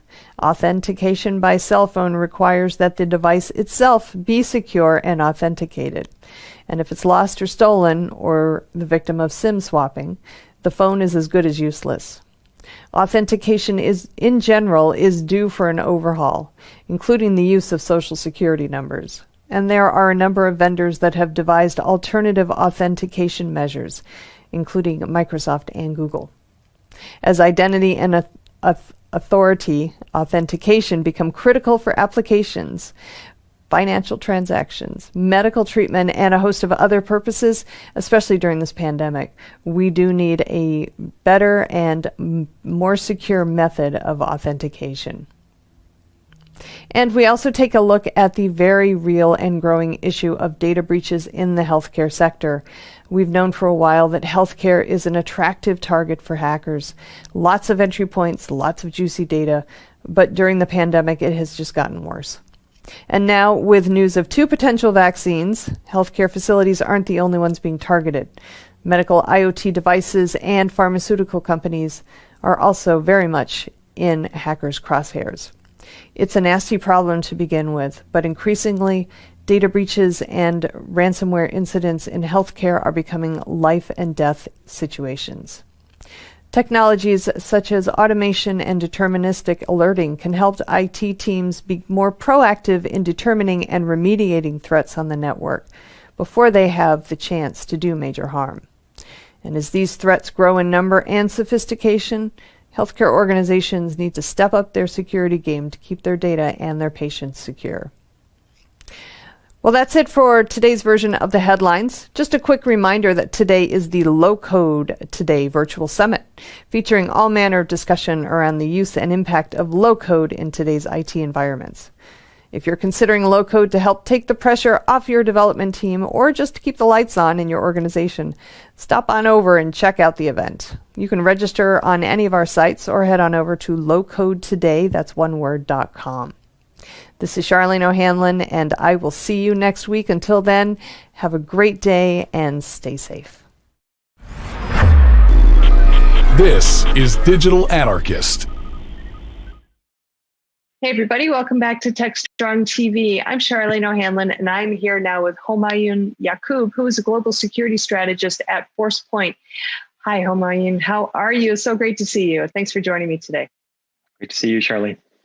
I'm interested in having a conversation with you about ransomware. And I know it's something that a lot of organizations have actually, unfortunately, have had to kind of deal with a little bit more. Maybe it's more prevalent these days as more organizations have been dealing with a fully remote workforce and all the security implications that go along with that. I know that the prevalence of ransomware has risen dramatically since the beginning of the year, and obviously the pandemic has not helped things. But you guys are kind of advocating for, well, I won't say advocating, but the question has been posed whether organizations should actually pay ransomware or pay the ransom when they are hit with ransomware, despite guidelines that the Treasury Department recently put out saying that under no circumstances should organizations pay the ransom if they are hit with ransomware. So definitely a timely topic. So thanks for joining me today. I would really, really love to have a conversation with you. What do you guys think? What do you say? And how it's not an easy decision for organizations to make, I would imagine. So, do you guys have any, tips or tricks or things to consider for organizations when they are hit with ransomware? Yeah, it's a great question, and unfortunately, with probably a very complicated set of answers. I don't think there's just one that you can sort of draw into. I would leave the decision ultimately of whether to pay or not to pay to the affected organization. I think my boss would be happy that I don't make an opinion on it or offer an opinion on that just yet. Not to least include also our lawyers and everyone else. Right, exactly. You mentioned the recent guidance that's come out from the Department of Treasury and others. I think you're going to see an increase of that. What, to your point, what fundamentally changed with the pandemic, and I feel compelled to at least say the new normal at least once in the conversation. Exactly. The pandemic has really what it created was an unforeseen level of access, how proliferated this became. People were connecting through any number of devices. I was talking to a company the other day with their overseas contingent in Southeast Asia. They actually had to purchase other devices for their employees so that their family members, who often relied on the corporate laptop as their only means of communicating or channeling into the internet and connecting to the internet, now presented a much greater security risk because those exceptions were few and far in between. Now you had kids at home, et cetera, and so on and so forth. And so this attack surface has just fundamentally increased. There has been, I believe it's a twofold to threefold increase in the number of ransomware attacks. The attacks are getting more and more sophisticated. What it really has, I think, put a spotlight on is one, a much more exigent need to not just pay lip service to public and private cooperation and dialogue, but to actually develop a cohesive strategy to address this. I think this is more than information sharing. There are any number of organizations that are set up to support the public and private collaboration, particularly in sort of the cybersecurity space and IT space. But this really does foster the need for developing a coordinated strategy. As we've learned from some of the recent attacks, there can be a crippling effect, not just on the company, and that translates into dollars and cents, but also into the consumers. A company recently was in the news, Garmin, for example, GPS provider. I was talking to a friend of mine who happens to be a co-owner of a small local airport, and he said he had to shut down operations. And planes could literally just not get off the ground because he was reliant on that data. And so there are sort of I guess military terms, first, second, and third order effects of these various ransomware attacks. And without some type of coordinated strategy, I think it's going to present an ever increasing challenge. Yeah, I agree, and I think it's difficult to your point, to put kind of a blanket, you should pay ransom or you should not pay ransom, because to your point, that the first, second, third, levels of impact, if you will. There are also implications regarding, the health and safety of individuals when these ransomware attacks hit. And you have to kind of take into account, if I do pay the ransom or if I don't pay the ransom, am I putting somebody's life in jeopardy? And then there are also a lot of legal implications to it as well. If I do pay, I'm going to run afoul of the law. And am I going to have the FBI knocking on my door saying that I've been aiding and abetting terrorism, which is one of the arguments, if you will, that the FBI and other government, the Treasury Department are saying that, ransomware it's been proven actually that ransomware is used to fund terrorist activity. So it's a very, very difficult decision for organizations to make.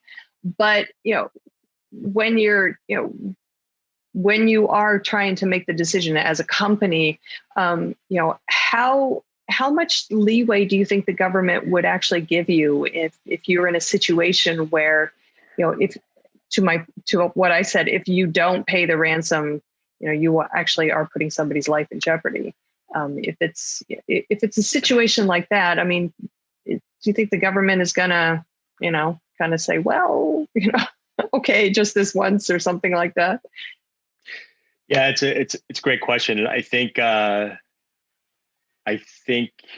it's going to come to a focal point here fairly soon. The ransomware has evolved. The attackers, the committers of these crimes have taken. There's an analogy, right? Spray and pray. We'll just sort of launch out any number of attacks and hope one of them sticks, one of them lands. But there's been an ever increasing level of sophistication, very targeted, very focused. For the longest time, there were sort of the preponderance of these were against organizations that were arguably a little less mature with respect to their security environment, a little less evolved, perhaps, than some of the larger organizations who've invested have the capacity to be able to invest. But the implications were no less insignificant for them. They, law enforcement agencies in particular, local law enforcement, municipalities and counties and towns were crippled by this. And to your point, there are active investigations, there are active cases that they just didn't have the access to.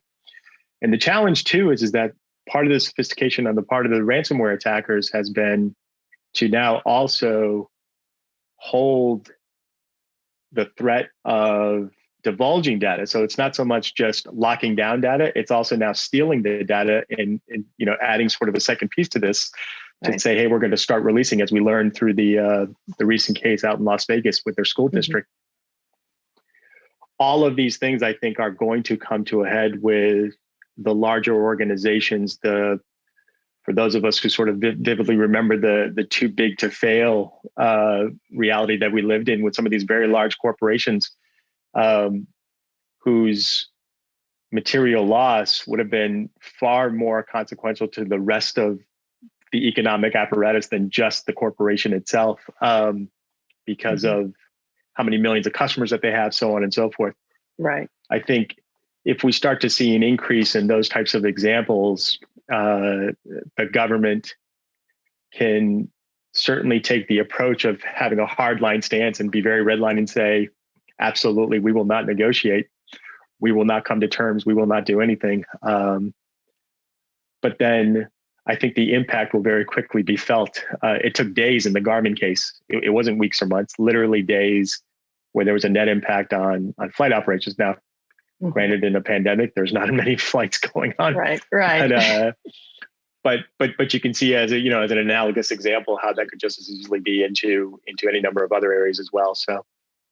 Right. Well, it's not just that; it's also the loss of customer, customer trust, and the loss of reputation in the business. I mean, there are so many things that I think that a ransomware attack would absolutely impact beyond just the operations. Do you think? Could we actually consider like a ransomware attack an act of war, depending on, considering the targeted nature of some of these attacks? I mean, are we moving to a point where, I mean, we've been having kind of a conversation about, cyber warfare and certain meddling by, some political parties in other countries. Some are saying, well, those, that's an overt act against our country, and it's no longer a physical border conversation. It's anything that impacts our infrastructure. So as well. So is ransomware possibly an act of war? I mean, is that something that the government's going to have to step in and define for us? I think it most certainly will. I have a good number I've spent a good portion of my career in the U.S. government and in the Department of Defense in particular, and recent conversations with them. This whole idea of being more offensive in developing a cybersecurity strategy, that offensive approach has been essentially left to the discretion of the government to handle. There are any number of very large, Fortune 100 to Fortune 500 CEOs who will tell you that in an effort to protect their companies, they also need to take a more offensive approach. The laws don't support that strategy right now for all the potentially right reasons. We can kind of debate the merits of that, but I think to your point, the moment and the whole reason for why some of the guidance has come out from Treasury and others, the moment that they see a potentially state-sponsored nexus to some of these ransomware attacks, and these are not just criminal gangs or so on and so forth, but they have the heavy hand of sponsorship from a state, a nation state. I think there is going to be potentially a redefinition of terms. What, to your point, act of war is.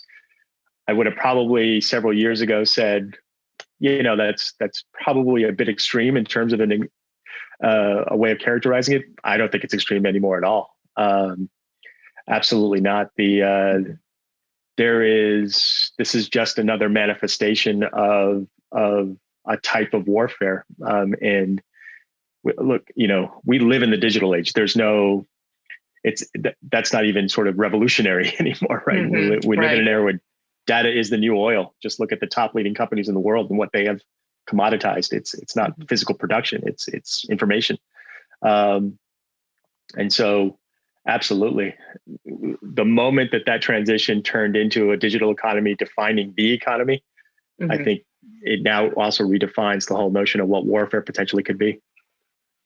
So that then means that the government, I don't want to say should, but maybe I should pose it as a question. Should the government then be more involved in what goes on the cyber landscape, and and how we can protect ourselves through technology, through tools, through access and connectivity? Is that something that you think the government should actually have a greater say in from a macro perspective? Yeah, it's a delicate balance, right? If we perhaps go too far down the path of increased regulation, then sort of the very thing that we pride ourselves in a free market society starts to become challenged, right? But at the same time, is there potentially a need for a more cohesive strategy that goes beyond just sort of high level concepts that fundamentally no one disagrees with? They're just high level concepts of what we should be doing, and maybe perhaps one or two levels below a bit more of an operational strategy. You see some of the industries moving towards this. Financial services in particular have increased the level of cooperation with the government. They actually have various bodies where there's offices where financial services members and government members are sitting together. You've seen this in law enforcement for years. 9/11 was sort of the catalyst for that. But I think in the digital age, there is a far greater need for this as well. Yeah, absolutely. All right. Well, we are certainly living in interesting times, and I think we're going to see probably, unfortunately, a lot more happen in the ransomware space before we really have some, I don't want to say resolution, because I don't think we'll ever actually find a resolution, but maybe before we're all better prepared to deal with not just mitigating ransomware, but just eliminating it altogether. So fingers crossed that things will start to kind of level out a little bit, and we'll maybe see a decrease in the level of ransomware that's hitting us today. But right now, I think any help that anybody could offer with this one is definitely going to be much appreciated. But Ho-Meng, thank you so much for taking the time and having the conversation with me. I have a feeling we'll be talking again soon about this, as it's definitely an ongoing issue that organizations are dealing with. So let's circle back in a couple of months and see if anything's changed.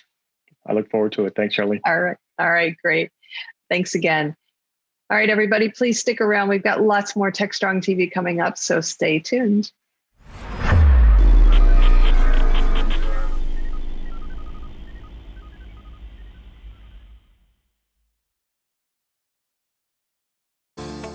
Disruption is occurring across every aspect of IT. Open source, cloud services, DevOps, and cloud-native software architectures are democratizing IT and radically transforming how business is done. The old ways of creating software and doing IT are being replaced with agile, flexible, faster, and cheaper methods, benefiting vendors and users alike.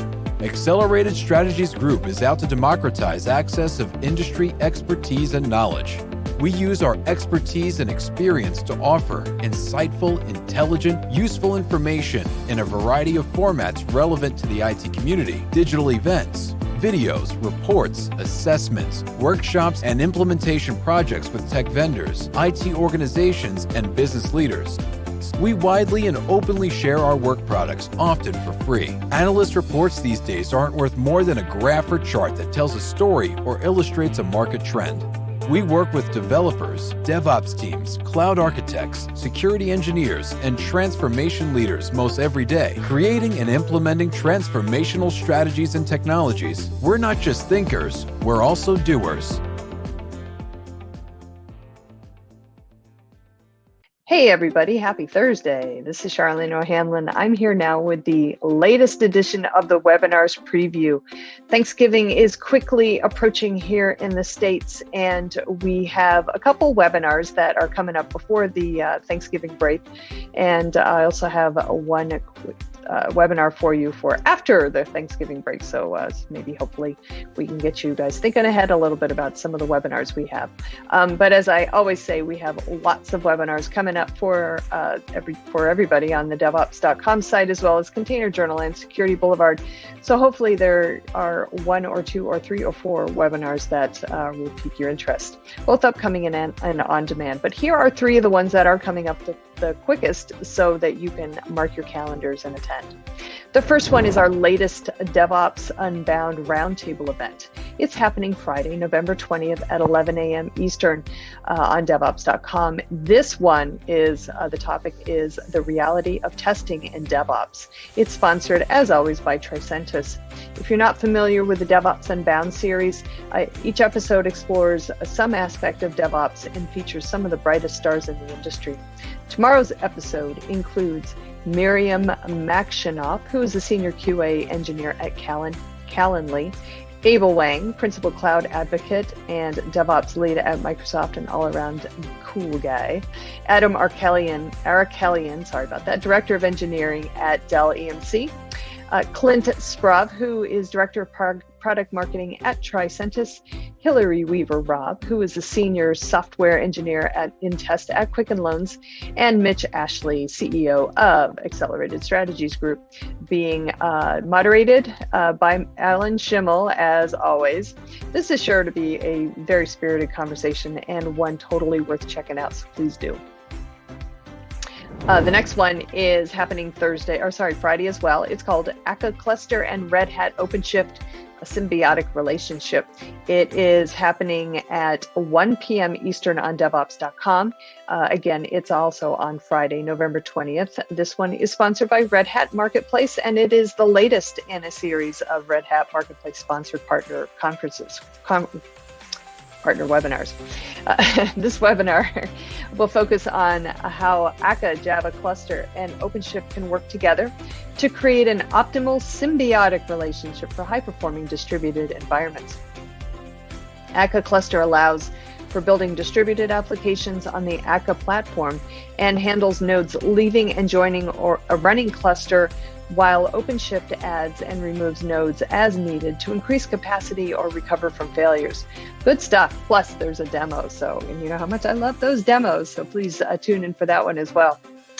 The third one, as I mentioned earlier, is actually happening after Thanksgiving on Tuesday, December 1st at 11 a.m. It is 11 a.m. Eastern. It is on DevOps.com. It's called Leveraging Value Streams and for Planning in Safe and Beyond. Again, sponsored by Platora. This webinar looks at how value stream management superpowers safe environments. That's capital S, capital A, capital F, and lowercase e environments.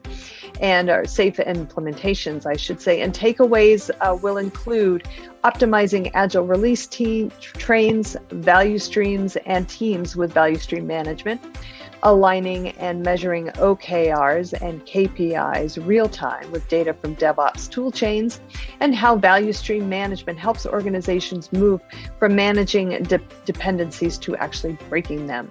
Platora always has very dynamic webinars, and so I encourage you to register for this one and attend. I know it's going to be a good one. All right, that's all I have for this edition of the webinars preview. Please check back next week for another fresh batch. Until then, please, everybody, have a great day. And as always, stay safe. Hiring great DevOps and cyber talent is a huge challenge for technical teams. Cloud transformation is driving demand higher. You've tried doing it yourself. Job boards, LinkedIn, didn't work. Recruiters are an option, but who do you trust and not waste your time and money? Recruit Ops is the new way to source engineering talent. From Media Ops, the people behind DevOps.com, Security Boulevard, Container Journal, and more. We sit right in the middle of the hottest positions in Dev, Sec, and Ops, and the brightest minds in the field. If you're looking for a great position or the talent to fill it, we can help you. Trust us, risk-free. All right, next up, we're going to go to the Analyst Corner with Mitch Ashley. Mitchell, of course, is CEO, founder, Accelerated Strategies Group. And Mitchell today has Stuart Foster and Steve Howard of Perforce talking about the important goal of creating security software from the beginning of the development process. Perforce, as I said, is a company that's been around a long time, made numerous acquisitions. I think it's a good interview. Check it out. This is Digital Anarchist. I'm pleased to be joined by Stuart Foster, who's product manager with Perforce, and also Steve Howard, who is static code analysis evangelist, both with Perforce. Welcome, gentlemen. Hey, Mitch, how are you doing?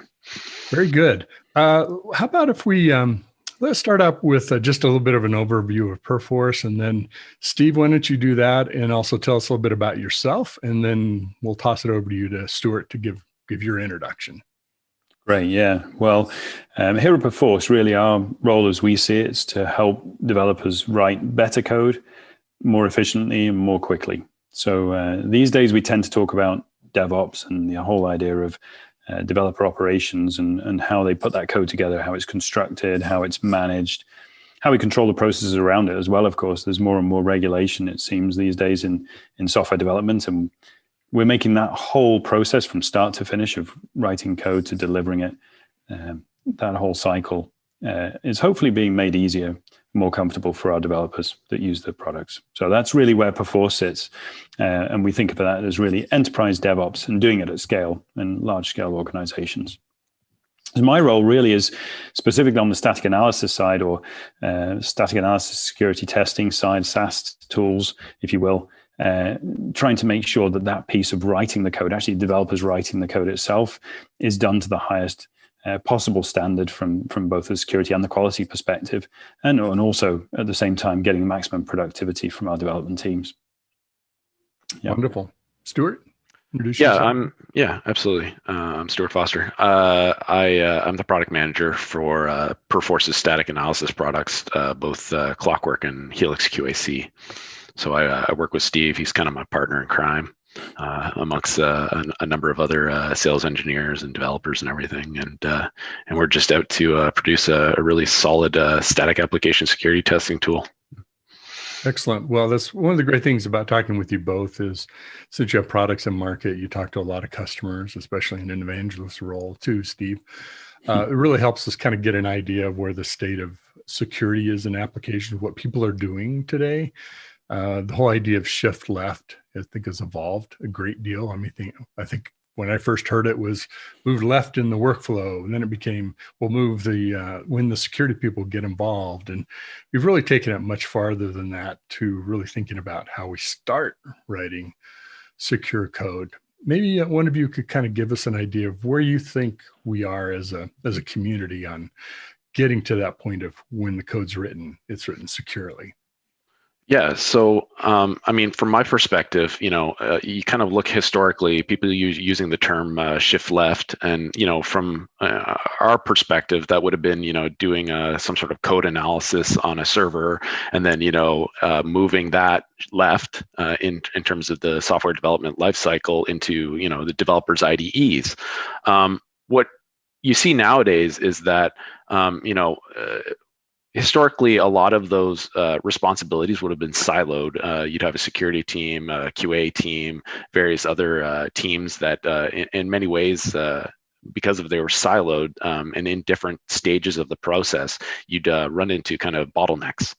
What you're seeing a lot more with the concept of DevOps, DevSecOps, a lot of development teams themselves are becoming owners completely of the code that they write. And what I mean by owners is that they are they are writing unit tests. They're writing more functional tests. They are ensuring that it's part of their responsibility that the code is secure.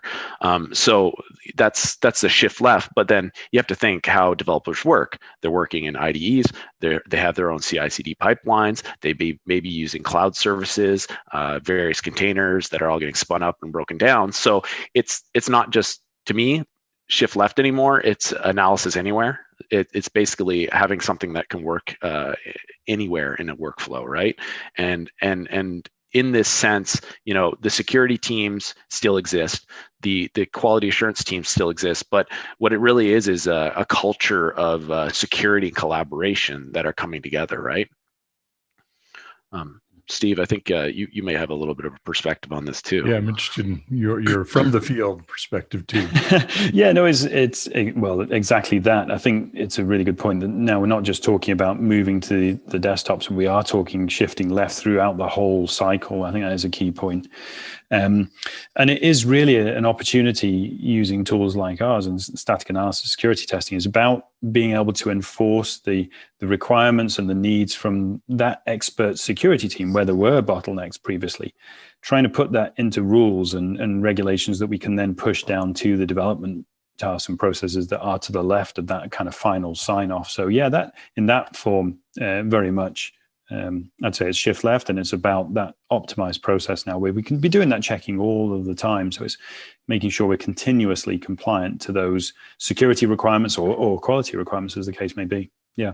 It's interesting if, we talk about the workflow when we think about the whole tool chain and pipeline, but if you really break it down into much more granular pieces, developers aren't working on a linear piece of development, right? They're in multiple places, jumping back and forth, solving bugs, adding features, developing new capability, whatever it might be. So the ability to concentrate on any one aspect of an application sometimes is not even possible, right? So you need an environment where you're aided in how you write and create secure code, as well as think about writing secure code. You agree with that?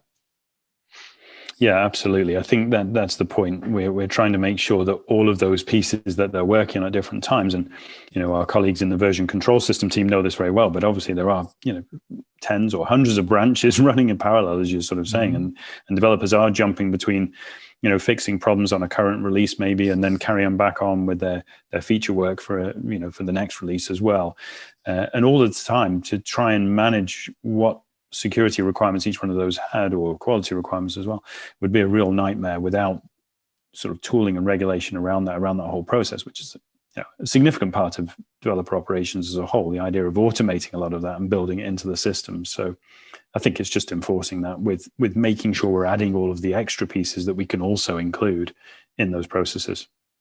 And also, if you think about those developers too, they're experts in their fields, or experts on some of the functionality that they're developing, but they're not also necessarily experts as a security team might be, right? So part of the trick too is to offer kind of help, knowledge, learning via the tool set, so that the developers can keep the velocity up and develop to those standards more easily. And I think Steve mentioned a little bit of a buzzword that kind of we like to think about it. It's continuous compliance, right? It's having this throughout the process and enforcing it and continuously monitoring, remediating, fixing, and reporting that become important for these processes to run really cleanly. It's interesting. There was kind of stepping back in time again. I think about the myth of developers don't care about writing secure code. Well, of course they do. They don't want to write insecure, vulnerable code. But I think there was a period where we thought training was, let's teach them about, how to avoid writing code with vulnerabilities in it. But when you talk about a continuous governance environment, you're just kind of talking about a whole layer of things, right? It's from the person doing the work to the environment that it's being checked in and integrated and being tested into the workflow. And then really the data, the information about that's happening on a continuous ongoing basis. And that's really your data set for producing the compliance information, right? We don't have to go ask you or check your code. It's already been done. It's done every step of the way all the time. And here's the evidence of it. And here's what we learned from it. And here's where we're doing well. And here's maybe where we can improve. I think that's how I think of continuous compliance. Yes, it shows up in a report down the road, but it's continuous because we have all that data. Yeah, I think that's a really important point from the efficiency as well. I mean, the security team or the development management that want to know when this product or project will ship, obviously need to know where they are relative to that compliance requirement. And if we can keep it compliant from day one, we don't ever have that risk of building up, technical debt at the end of the process that we then have to solve. And I think that's a really important evolution that we've seen of the last few years, that that we have that knowledge to hand immediately at our fingertips, as you say. So that's a really important piece. And the other point you made there about the developer education, I think, again, yes, you can teach developers, and I know myself, in the past I've learned the right way to do things, wrong way to do things, but it is nothing quite as good as actually showing you the examples of when things are potentially risky within the code you're writing, because you really understand at that point what you're writing and how this could then be a problem. And it is the classic on the job experience that you really want for perfect education almost. I'd love to hear your kind of definition or how you describe static code analysis, SAS, to people about if you're embracing that. What does that mean to a development team, to a software project team? I think from my perspective, it's the idea of having an automated code reviewer almost looking at the work you're doing in a fairly pleasant and passive way, not being critical in any way, shape or form as well. So from a cultural point of view, I think the developers perhaps accept it more when it's from a machine rather than a colleague that perhaps is picking holes in their code they're writing, which is another good point about having a computer do that initial check. But yes, it's like having that guard at the end of the process. And we often joked historically about the value of the tools and saying, well, if you had two developers that were both going for the job that you're advertising for a new development role, have the same experience, they both write good code, but the other one could make mistakes and could check in potentially secure security vulnerabilities. Which one would you pick as a manager? It's quite an interesting way of looking at it, but of course you would always want to have that assurance that essentially it's clean code from day one. Yeah, and also, in terms of the perspective, Steve talked a little bit about, the developer perspective or the hiring perspective. From the business perspective, you have to think about, the costs of reputation, lives, revenue, anything of a product being in the field and discovering an issue. The cost to fix a bug exponentially gets more expensive as you go further down the software lifecycle, right? So it's cheapest to fix it then and there, right at the start.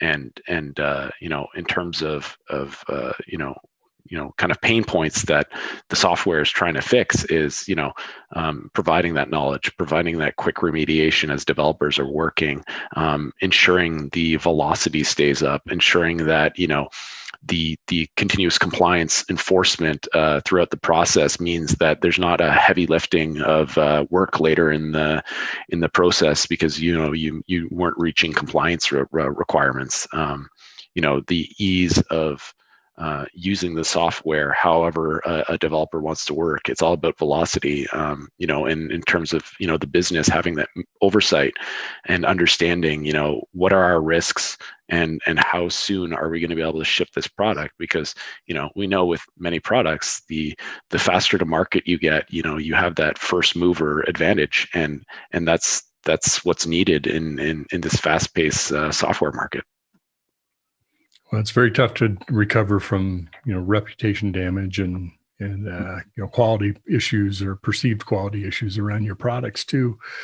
One of the ways that I explained it to folks outside of being a developer or within the security world is it's kind of like taking your spell check of a document and adding in the grammar checking. So this is the higher order, more complex, specific things around grammar. In this case, it's around security. and helping you as you're developing or creating code, right? Make sure that you do it the best way. Avoid introducing security issues. I know that's a gross oversimplification, so don't worry. I'm not saying Perforce is like a grammar checker, but that is sort of a non-technical way of describing what we're doing. And we want it to be that natural as part of the process.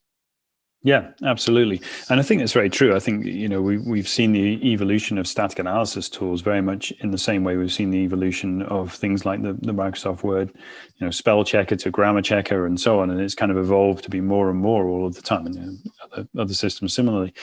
But on top of that, there's also the opportunity then what we find quite interesting is to write your own checkers and rules that are specific to your application. So we can find in some cases where there have been security problems in a certain application for some special reason, not necessarily related to the constructs of the code as most of the coding standards check, but something that's specific to the project because of the way the project is designed or the code in that project interacts with outside external interfaces. And it has been interesting to work with customers. In some cases, I've worked with a very large telecoms customer on one occasion. They said, well, we have this translation module between sort of the application and the platform, and nothing should ever, go direct between the two unless they're going through this one piece in the middle. And it's the kind of the golden rule that we've taught all of the developers from day one. Nobody will ever break this rule. So, obviously it was slightly challenged by this and said, well, it'd be nice to check the rule. Let's put that enforcement in just to see if we can, use a custom rule to see if there are any cases. And of course, as you say, it should be clean. And obviously, a couple of hours later, once the analysis is run, it's a very big system.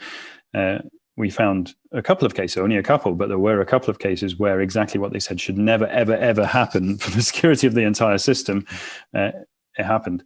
And so we were able to then remediate those problems and keep that rule in for future development. Of course, it will always be enforced. So that was a really interesting case where there's also that, where you have something specific. It's not just generic grammar issues, if you will, or spelling issues, but something very specific to that document. Mm-hmm. Yeah, you could imagine some of these things coming out of, requirements or an internal coding standard or things that a development team might be following and be able to enforce these, especially when you start looking at legacy code, giant monoliths, that have been around for 5, 10, 15, 20 years, decades, and you don't have those original people who are developing, right? So,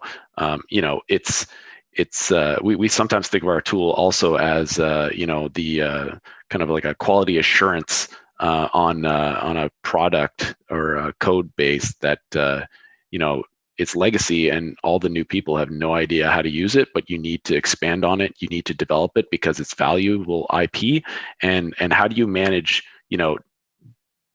developing new functionality and moving forward when, it could be as brittle as a glass house, right? So, that's the other benefit you get out of, being able to, enforce and write your own standards, I'll call them, and rules. Yeah. Another classic case there, Mitch, is and you'll probably be well aware of this as well from the field, is this system was never intended to be connected to the internet. This was guaranteed it will be then. Yeah, it was an embedded system that was entirely supposed to run in an embedded environment with no connection to an outside world at all. And all of a sudden, it or something around it that's connecting to it is now connected to the outside world, and there's open attack interfaces. And now we have to make sure that they're not going to compromise the original legacy code base. Mm-hmm. Yeah, there's just sort of the rule of unintended uses always occur, right? The thing we don't want to happen is usually what happens. So, yeah, the demo becomes the production system. It's another great example. I'm really interested in your perspective on where you think we are. If I made an analogy to the network security world, the best time to be a network equipment or network security salesperson is the day of or the day after a compromise. Automatically you've got budget and we need to solve this problem. I mean, I think we're well past that in most cases. But where are we in the software world? Do you see this as it's just a natural thing? Okay, what's our SaaS strategy? How are we going to be doing security within the application? What tools should we use for that? Or is it something where you have to mature to a certain point or have experience some issues before you're really going to take it seriously? Where are our development? And I'm asking for a generalization, I know, but what's your sense of where people are today? I'd say, in general, it seems as though most people don't take these kinds of things seriously until it bites them. I think, there's some kind of safety feelings of some types of products that you can use where, you find out about a security vulnerability or intrusion, and you're using a piece of software that basically just tells you that, the barn doors have been opened and all your horses are gone, right? But that's too late in the process. I think we all need to understand that, right? So the point of dealing with it sooner and using tools like security application security testing tools like Clockwork or QIC is that you're trying to build the risk reduction, the known unknowns that you can at least deal with sooner, right? So that you find out later, in worst case the doors were open, but nothing happened. You still have your horses because the stables didn't open at the same time or whatever, right? Just to make a kind of analogy to it there. Yeah, I think obviously we do a lot of work in the embedded space, and in that area, having seen it over the last 10, 15 years, I think there was a time where we were educating people a lot more about what it was, what it was that we could do with static analysis to actually find some of these problems. Whereas I think, and there's a lot more awareness now of the risks in the security field and obviously what static analysis can do to help. So most people are starting to think about it if they've not already got it built in. So I'd say it is becoming more of an expected insurance policy against those kind of things within the tool environments. And obviously the other kind of driving force there is the regulation. So we're starting to see standards themselves creeping into the market. Like the new ISO 21434 standard for automotive, for example, where they're actually going to require some level of looking at the security of the system and making sure that we've done some of those things correctly. And probably that will include, we expect it to include some level of static analysis and coding standards and so on and so forth. So that stuff is really becoming almost regulated into the process, just like functional safety regulation has been in that process from the beginning. Yeah, you could imagine. Sorry, go ahead. I was going to say, just on that topic there about like cybersecurity for automotive. You think about, the cars are effectively rolling entertainment systems, right? So there's a lot of like new kind of vectors for attack, right? An insecure Bluetooth module inside a car and its infotainment system that is also connected to the bus controller that's driving all the data from every sensor around the car that's controlling your fly-by-wire driving and your fly-by-wire steering and all those things, right? It's very important, very important. Usually you have, I believe, cars and trucks that have starters can start by Bluetooth as one of the mechanisms. So, you have potentially the same attack vector. You need to be able to isolate that. Now you're into the function of the engine versus the entertainment system. And there's a lot of work going into the automotive systems. They're very complex. I mean, just as complex as many business applications, maybe even more so because they're integrated from so many different suppliers. And they are, of course, largely built on embedded systems. It seems like embedded systems, though, are much more accepting of an update process of keeping the software current and requiring some way of being able to update software in an embedded system, or maybe making it an automatic process so it's kind of touchless. Is that your experience as well? Yeah, I think so. I think that is coming into many systems now. I mean, there are certain manufacturers driving that kind of process with automotive, for example, as a prime case. And it is interesting because if you go back 10 years, that just was never even considered. Once you kind of flashed that system, it was staying as it was until you climbed up the mobile phone mast or whatever it was that the embedded system was doing and flashed it again with the latest version. So yeah, it is, the over-the-air updates is creeping in. And that will lead us to a more continuous delivery type architecture with the the delivery of the software as well, that we'll be able to go to that. So there's going to be an interesting time, and as part of that, I guess now the focus has moved slightly from the cost of fixing an issue out in the wild to just, we don't want to have the issue because of the potential impacts on having that issue even for a day. The idea that a car might be possible to take control of from an external source, for example. Yeah, and I think you're seeing a lot more emphasis on the security around a lot of these embedded systems, because a lot of them are so, requirements driven, compliance driven. They have ISO requirements that are needed to be validated by external bodies to make sure that these things are safe to use, because a lot of our infrastructure is built on the backs of these things that they're in some ways leading the charge of seriousness for these reasons, right? Mm-hmm.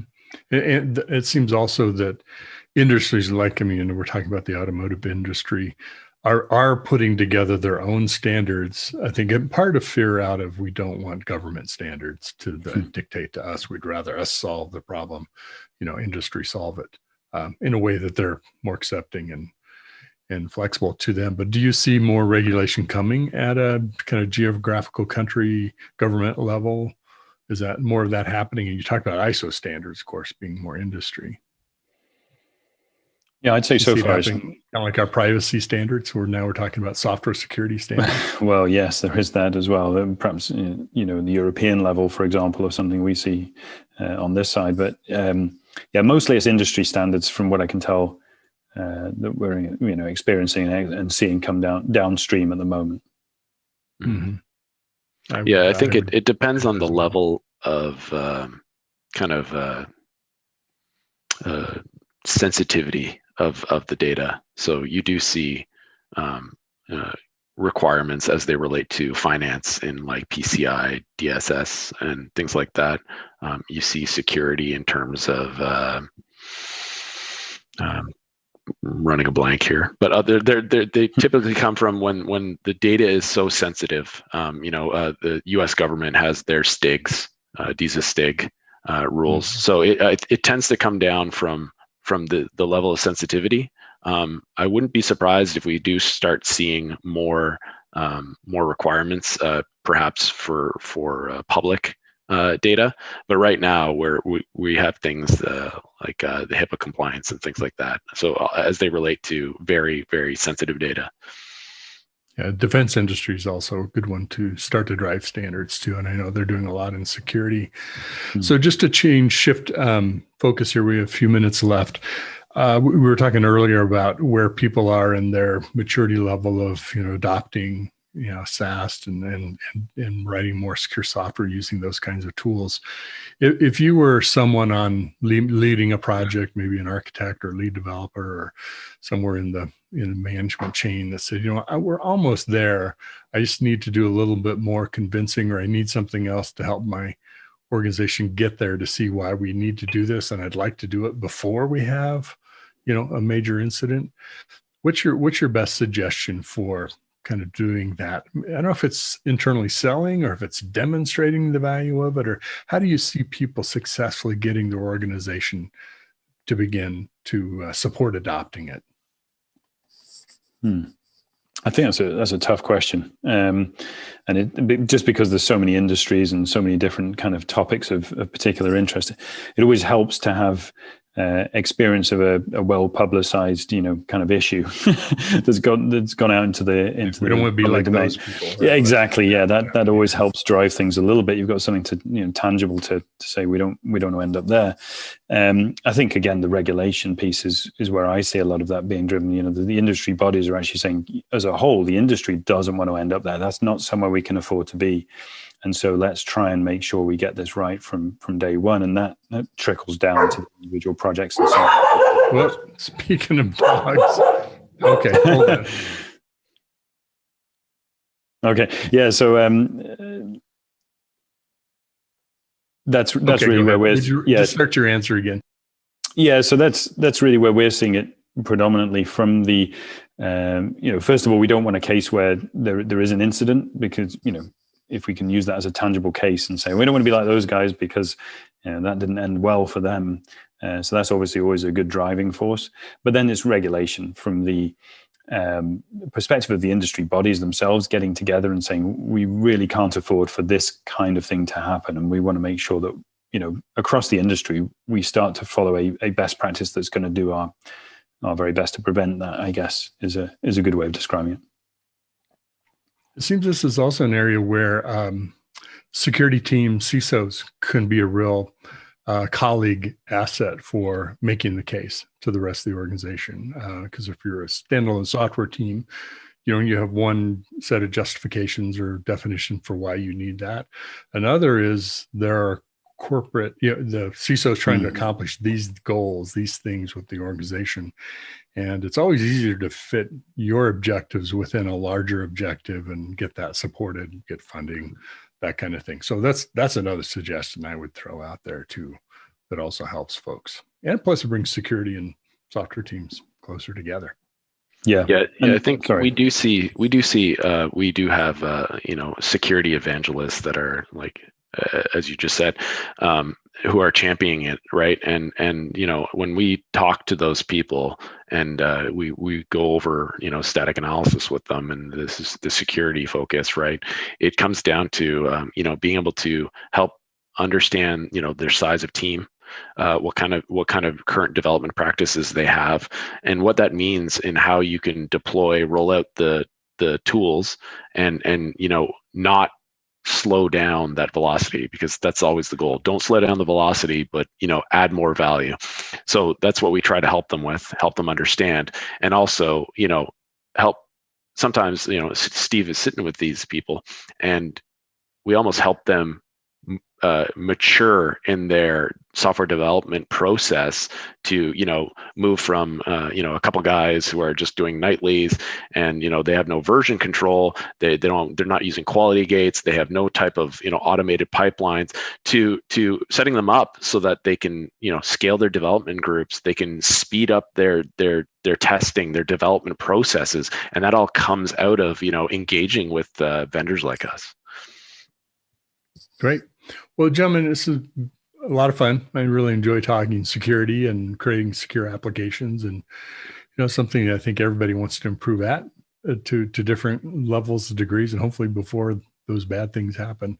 It's always better to do it before, but if you have to do it after, you do. Maybe sometimes that's what it takes. So it's been a great talking with you again. It's this Stuart Foster, who's a product manager with Perforce. Thank you, Stuart. And Steve Howard, static code analysis evangelist with Perforce as well. Take care, gentlemen. Great. Thank you. Thanks, Mitch.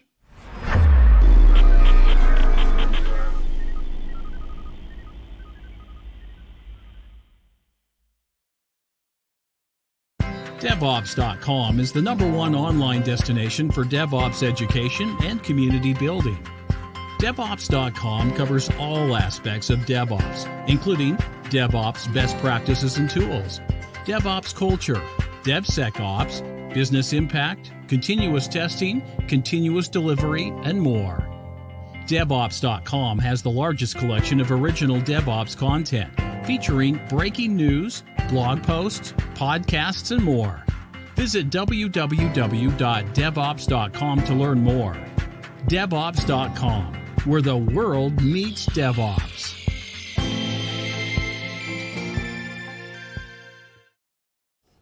Next up, we have a double dose of Mike Vizard today from Channel Roundup. Mike's guests today are Teleport CEO Ev Konovetsky on access management, and then he's talking with our friend Liz Rice, head of the Technical Oversight Committee for Kubernetes from CNCF, as well as Aqua Security. Here's Mike. This is Digital Anarchist. Hey guys, thanks for the throw. We're here with Ev Konsovoy from Gravitational. Ev, welcome to the show. Well, thanks for having me, Mike. All right, you guys are launching a new teleport control plane. I'm not entirely sure what it does, so walk us through what it is you guys are launching, and then maybe give us some background on the history of the company. Well, absolutely. We actually have 3 pieces of news to deliver today. First of all, we are rebranding. So The company is called Gravitational, but moving forward, we will be known as Teleport, simply because we naturally have already developed quite a following in the open source community. So everyone knows us as Teleport. So we're making it official. And in a few days, we are moving from gravitational.com to goteleport.com. And the second important piece of news is that we want to introduce a new class of products to the world, and we call it Universal Access Plane. So if you are doing business in the cloud, you should be using one. You should have Universal Access Plane. So what is it? A UAP basically gives your engineers instant access to any computing resource that they need to access to be productive.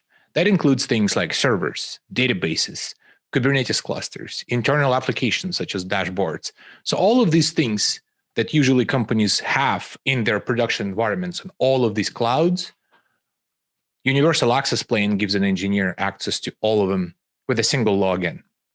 Because up until recently, everyone was using just combination of VPNs, multiple access points, SSH keys, shared secrets. There's basically a soup of credentials that every organization tries to manage. So Universal Access Plane solves that. And that is what Teleport is. Because we've always been struggling how to call it, and we decided to play bold and just come up with this Universal Access Plane concept. And the history of the company, it's actually quite interesting. So we all came out of Rackspace about 5 years ago. And as you can imagine, a sizable hosting company, cloud provider with 7 hosting regions all over the world, all partitioned in many different infrastructure form factors. So what we observed is that there's this trend of 2 things happening at the same time. On one hand, an average organization now has more and more production environments or computing environments. Companies start sometimes with a single Amazon account, and then they go to 2 and 3, and they go to one region, another region. They acquire another company that uses Azure. So now they have that. So number of computing environments keeps growing. And at the same time, inside of a single environment, the tech stack, what's deployed in there, it keeps getting taller. So you now have servers and then virtualization on top and then Kubernetes and databases. Everyone uses multiple databases now. So the problem of giving your engineers instant remote access to all of these things is now just absolutely unbearable, especially if you want to get FedRAMP compliance, especially if you want to have visibility into what's happening. So if you go and ask like VP engineering at an average tech company, what's happening with your production environments right now? Who has access to what? What are the live connections? What's going on? It's really challenging for them to answer this question. The top companies, you know, the famous tech brands that you see out there, they probably built internal solutions like we did at Rackspace. But most companies are basically trying to stitch together legacy solutions from client-server era. So it took us a while to figure out that Universal Access Plane is the answer. So we tried to solve this environment mess by other means. But now I think we have the answer, and there is the popularity of Teleport is growing. It's actually exploding in popularity right now. So we're doubling down on this discovery, and Universal Access Plane is our answer, the first step towards this future of computing that we call environment-free computing. It means that as an engineer, when you're pushing your code out there, you need to treat the entire planet Earth as a single computing environment. So you shouldn't think about this kind of division between different Amazon account, GCP, Azure. Universal Access Plane, if you pretend like the planet is a computer, Universal Access Plane, which is Teleport, that's your remote access to that computer. That's our vision, and that's what we're launching in a week or so. For people who don't know what Teleport is, and much of what you just described sounds a little like magic, explain how it works, what it does, and what are the fundamentals? Absolutely. So Teleport it's a proxy. I assume that you're engineering that your audience is somewhat technical. So Teleport is a proxy that understands all common remote access protocols. Examples include SSH. That's like number one thing, because you need to have access to infrastructure. Additionally, Teleport understands things like HTTPS. So if you have internal dashboards that you're running, it understands that protocol as well. Kubernetes API, that's another one. So if you have Kubernetes clusters running in many places, Teleport understands that. And then when, as an engineer, when you need to access either a server somewhere in the world or a Kubernetes cluster, or maybe a database, Teleport, we are going to be launching database support as well. So you just always go to this proxy. And this proxy, it has a few interesting capabilities. First of all, it discovers where all of your resources are. You have this kind of global live dynamic view of all of your Kubernetes clusters, all of your databases, all of your servers. So you don't have to worry about which jump host you have to go through to access a specific environment. So Teleport gives you just access to all of it, assuming that you're allowed to have access, of course. So that's from a developer productivity and visibility. That's really the benefit, that your entire, again, the entire planet Earth is your single giant environment. And then from a security perspective and from compliance perspective, you can just infer from that Teleport, because it sees all of your remote access connections of all of your engineers, and workforce is now distributed, of course. So there is a unified audit log. Everything engineers do is recorded. For example, you can actually watch, it's almost like a video of interactive sessions. So you can replay and pause. You see what people are actually doing with these computing resources your organization has. But also Teleport, because it's smart and it understands protocols, and also because it sees what happens on every machine, it can give you a structured log events in JSON format. So if I need, for example, you know how engineers sometimes download like a script and run it and they don't even know what that script does, but Teleport will see that. They will see, oh, these files were deleted or created on a file system somewhere, or this script downloaded something from the internet or uploaded something to the internet. So you have this complete visibility into what's happening on every Kubernetes cluster, on every database, on every machine, down to like file system level events. So, but the overarching benefit, it's that it's unified. It's across all of your environments, staging, production, all of your applications, and your entire engineering team. How hard is it to set that up? Because historically, anytime anybody has talked to me about anything in this space, they always get worried about how noisy the environment gets. There's a lot of things coming through. So how do I kind of make some sense of who did what to whom when, and then how hard is it for me to actually put this together? Oh, absolutely. Great answer, by the way, because complexity is something that we don't have in our DNA. Just internally, our organization is very much against complexity. This is what we recruit based on. Teleport is a single binary, by the way. It's literally just one file that you can download. It's open source. You can find it on our website, goteleport.com, or you can go to GitHub. And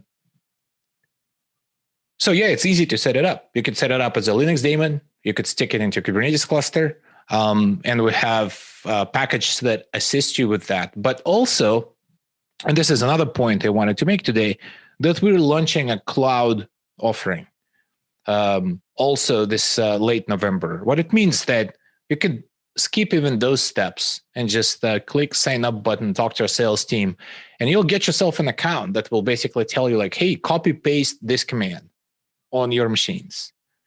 And all of your machines across all of your environments will become visible on this plane. And we will be managing it for you. So yeah, the cost of setting it up is basically zero. But if you are extremely concerned with not trusting us, for example, with hosting it, then you have to do it yourself. But again, it's a single binary. So I would usually say that if you have a competent cloud team that understands how to set up things like load balancers on AWS or other clouds how to set up auto-scaling groups that understands network ports and policy and network policies, then it's not a lot of work. You have to understand too that Teleport gives you access. We are not you should be using us in combination with CM tools, for example. So you can export all of these events that Teleport generates into whatever you want to use, Alert Logic, Splunk. There are newer products like GoPanther.com, for example. We don't try to do everything under the sun. We simply give everyone secure access that has flexible role-based access controls, that has the audit collection. So we are not in the space of analyzing that data. And frankly, if you ask me for my personal opinion, I don't believe it should be something that people do a lot. Because if you have properly configured access that's connected to your identity against the central identity repository, and credentials are auto expiring, so you shouldn't be that concerned to deal with historical events. There should be no noise, simply because only people with access have access. And that's what Teleport aims to do. So we're enforcing access rules that organizations wants to enforce. A lot of our thinking around access is tied to this old castle and moat kind of mentality. So is that giving way now as the perimeters seem to be dissolving in this age of working from home? There is no thing to defend at the edge of the network. So is that pushing us towards more of an identity-driven approach? The concept's been around for a while, but I feel like we really haven't gotten there very far. So where are we on this adventure? Well, Teleport is not pushing you towards that. Teleport makes it a reality. That's the default mode of operation. So we openly saying that solutions like VPN are just obsolete. Don't use VPN. So what Teleport does, it allows you to have extremely high granularity of access, where all of your resources, things like hosts, Kubernetes clusters, databases, internal applications, it's just a collection of endpoints. And Teleport is a universal access plane, which is this universal proxy that's present in every part of the world that gives you access to those endpoints. You should not even care which network they're on. I'll give you an example. From a Teleport perspective, a Tesla truck is identical to AWS instance. So you can, for example, if Tesla wants to have SSH capability into a vehicle, there is nothing special they have to do. Teleport, from a Teleport's perspective, that's exact same thing as accessing an instance. So Teleport, in other words, doesn't pay any attention at all to things like LANs, firewalls, VPCs. Those things don't matter.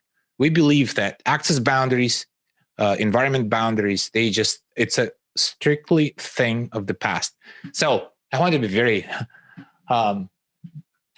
loud about it. No, we're not pushing you towards that future. We are that future. That's something that you could use today and just lock your VPCs completely. No need to open any ports. Just use Teleport and your engineers will get access to whatever they need to have access to be productive. Who's driving this conversation inside IT organizations? Is it the security team, or is it the DevOps team, or who has the mojo to kind of go take this on at this level and kind of get people to say, hey, we're going to change the way we manage access? Whoever's got the bigger brain. Usually the way it goes is sometimes you have an organization where a security team has an upper hand, and they're pushing their engineers to have stricter and stricter access control systems. And usually those are legacy solutions that just put a lot of red tape in front of engineers. No one really wants to go through many logins like flows throughout the day and constantly get bombarded with access denied. Some organizations make their engineers fill out paper forms to actually get access to production, believe it or not. Not going to name any names, but those are brands we all know. So that's what happens when you allow your security team to dictate what's happening. So the downside is terrible developer productivity and happiness. You're just not really enjoying working in such organizations. Then you have the other extreme where organizations where developers have an upper hand. So, and in this case, you have some kind of shared secret storage being deployed with an like shared SSH key that everyone can just go and use. We believe that, by the way, that secrets management is just it should be anti-pattern in this world. There should be no shared secrets. So, man, these organizations, you probably see them in the news all the time. Sometimes they actually get pretty big and famous and then end up somewhere in the hacker news that their infrastructure got compromised. Why? Because it's the easiest attack vector. So if I want to hack into like some tech company, I shouldn't be attacking their AWS account. I should be just attacking a developer laptop. And from there, I could just have access to everything. I'll get an SSH key, or I'll get into Kubernetes cluster from there. So that's really two conversations we're having, because eventually in both types of organizations, the security team starts to realize, oh, we actually need to be using solutions that do not slow down our engineers. And also you running into organizations where developers, they become smart and realize, no, we have to take security and compliance seriously. And we believe that with Teleport, there are no trade-offs. You're not trading one for the other.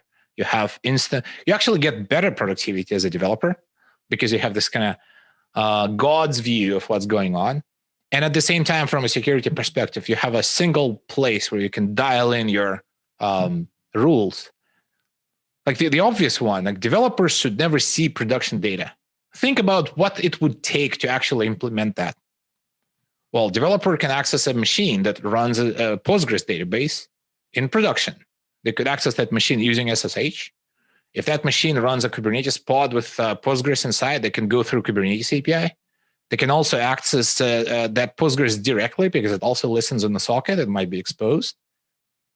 And also that Postgres might have a web app that actually gives like a web-based access to that database. You know, like all this databases have control planes now, control panels now.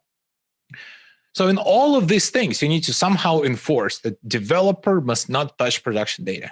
Those things they don't know if they're production on staging.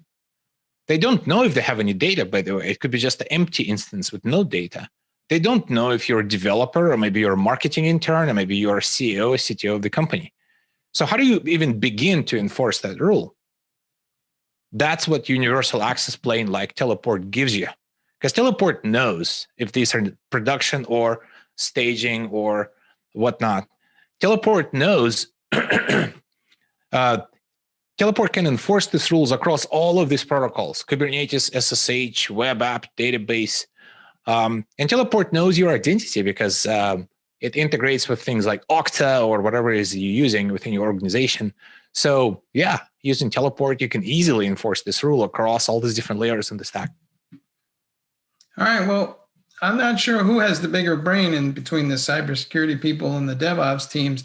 And I'm hearing all this conversation about DevSecOps and people trying to bring their workflows together. And I'm thinking sometimes that may be a rumble in an alley, and I'm thinking sometimes that might be a conversation among adults. What's your bet?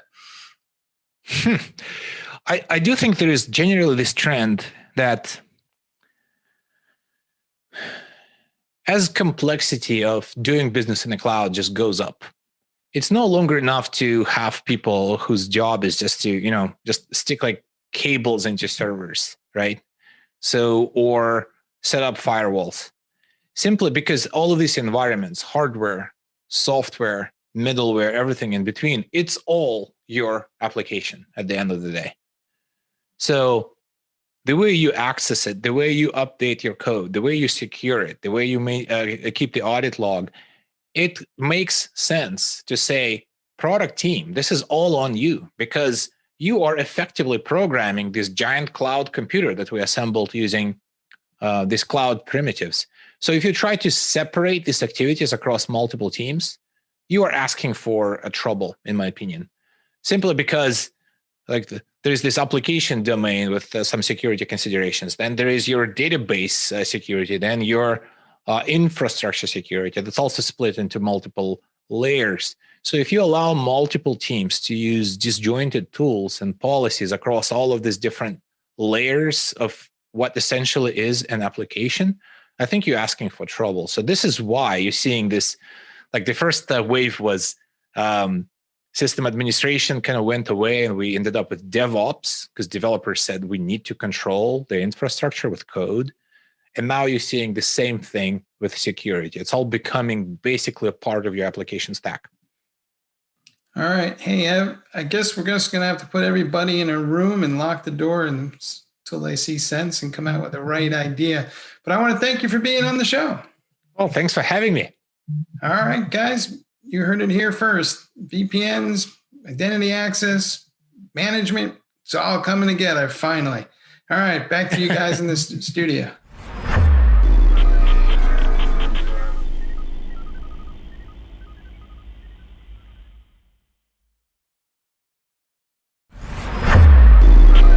This is Digital Anarchist.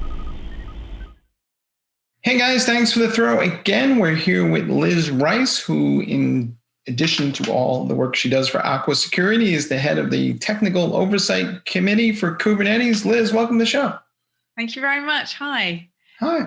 It's that time of year again. It's KubeCon. Where did all the time go? What, in your mind, is the most exciting thing about KubeCon this week that people should be paying attention to? Oh, that's a great question. I am pretty excited to see how we, as a community, kind of continue to keep up the enthusiasm and the excitement in a virtual event. I think, we're all getting pretty used to these virtual events now, but nevertheless, we've got to bring our sort of best selves to these things, despite the fact we're sort of, we don't get the excitement of the travel. But there are so many people doing really interesting and creative things. So I was super impressed with the way the co-chairs, have trailed the event. I am looking forward to seeing how their keynotes go. I think it will be a really fun week. Do you think that the pace of Kubernetes innovation is getting to be a bit of a challenge for folks? When I talk to some folks, they kind of want a little more time between cadence, and then there was other folks who were hardcore DevOps aficionados, and they want every update every 3 months. So what are you hearing from folks? Is there a split starting to emerge between what folks want, maybe a long-term release versus, say, the latest and greatest every 3 months? So I think Kubernetes, just the Kubernetes project, it sort of is inevitably going to be a little bit more stable because of its maturity and its adoption. They've been extremely careful about, maintaining compatibility between versions. One interesting development that's happened, I think, over the last year or so has been not allowing features to stay indefinitely in alpha state or beta state, but saying, we have to see progress and see these things either move to GA or, if they're not working out, we need to understand why. I think that's really good for the long-term stability of the project. Of course, the thing is, it's not just Kubernetes. Kubernetes is widely used these days, but we've got loads of innovation happening, all sorts of other aspects of cloud native and in lots and lots of different projects, lots of sandbox projects that are brand new. So there's inevitably a ton of movement and change and excitement there. I guess as an end user, joining this community from scratch is probably a little bit, there's an awful lot going on. Mm-hmm. But the good news is there's a lot of people in the community who really want to try and make it accessible and welcoming to people for whom it's all brand new.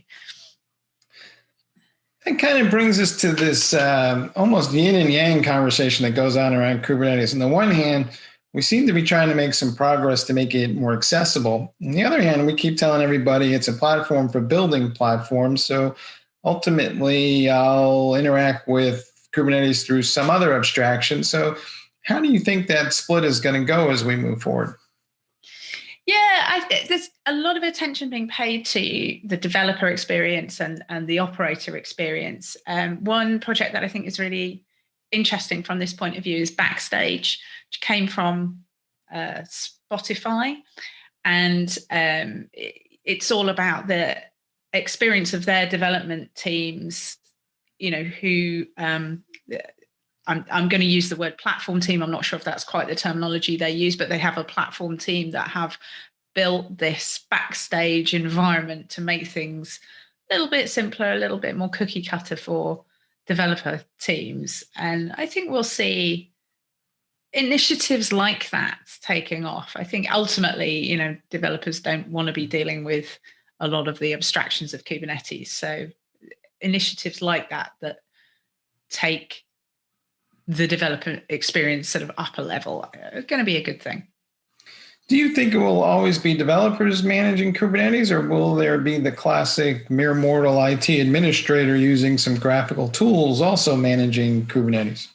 Yeah, for sure. So I'm seeing more and more of these interfaces, UIs, plugins to IDEs, all kinds of things making cloud native tools kind of more nicely presented, prettier, tons of tools related to observability that, you can graph anything that you want. Now, how do you get real insight out of that?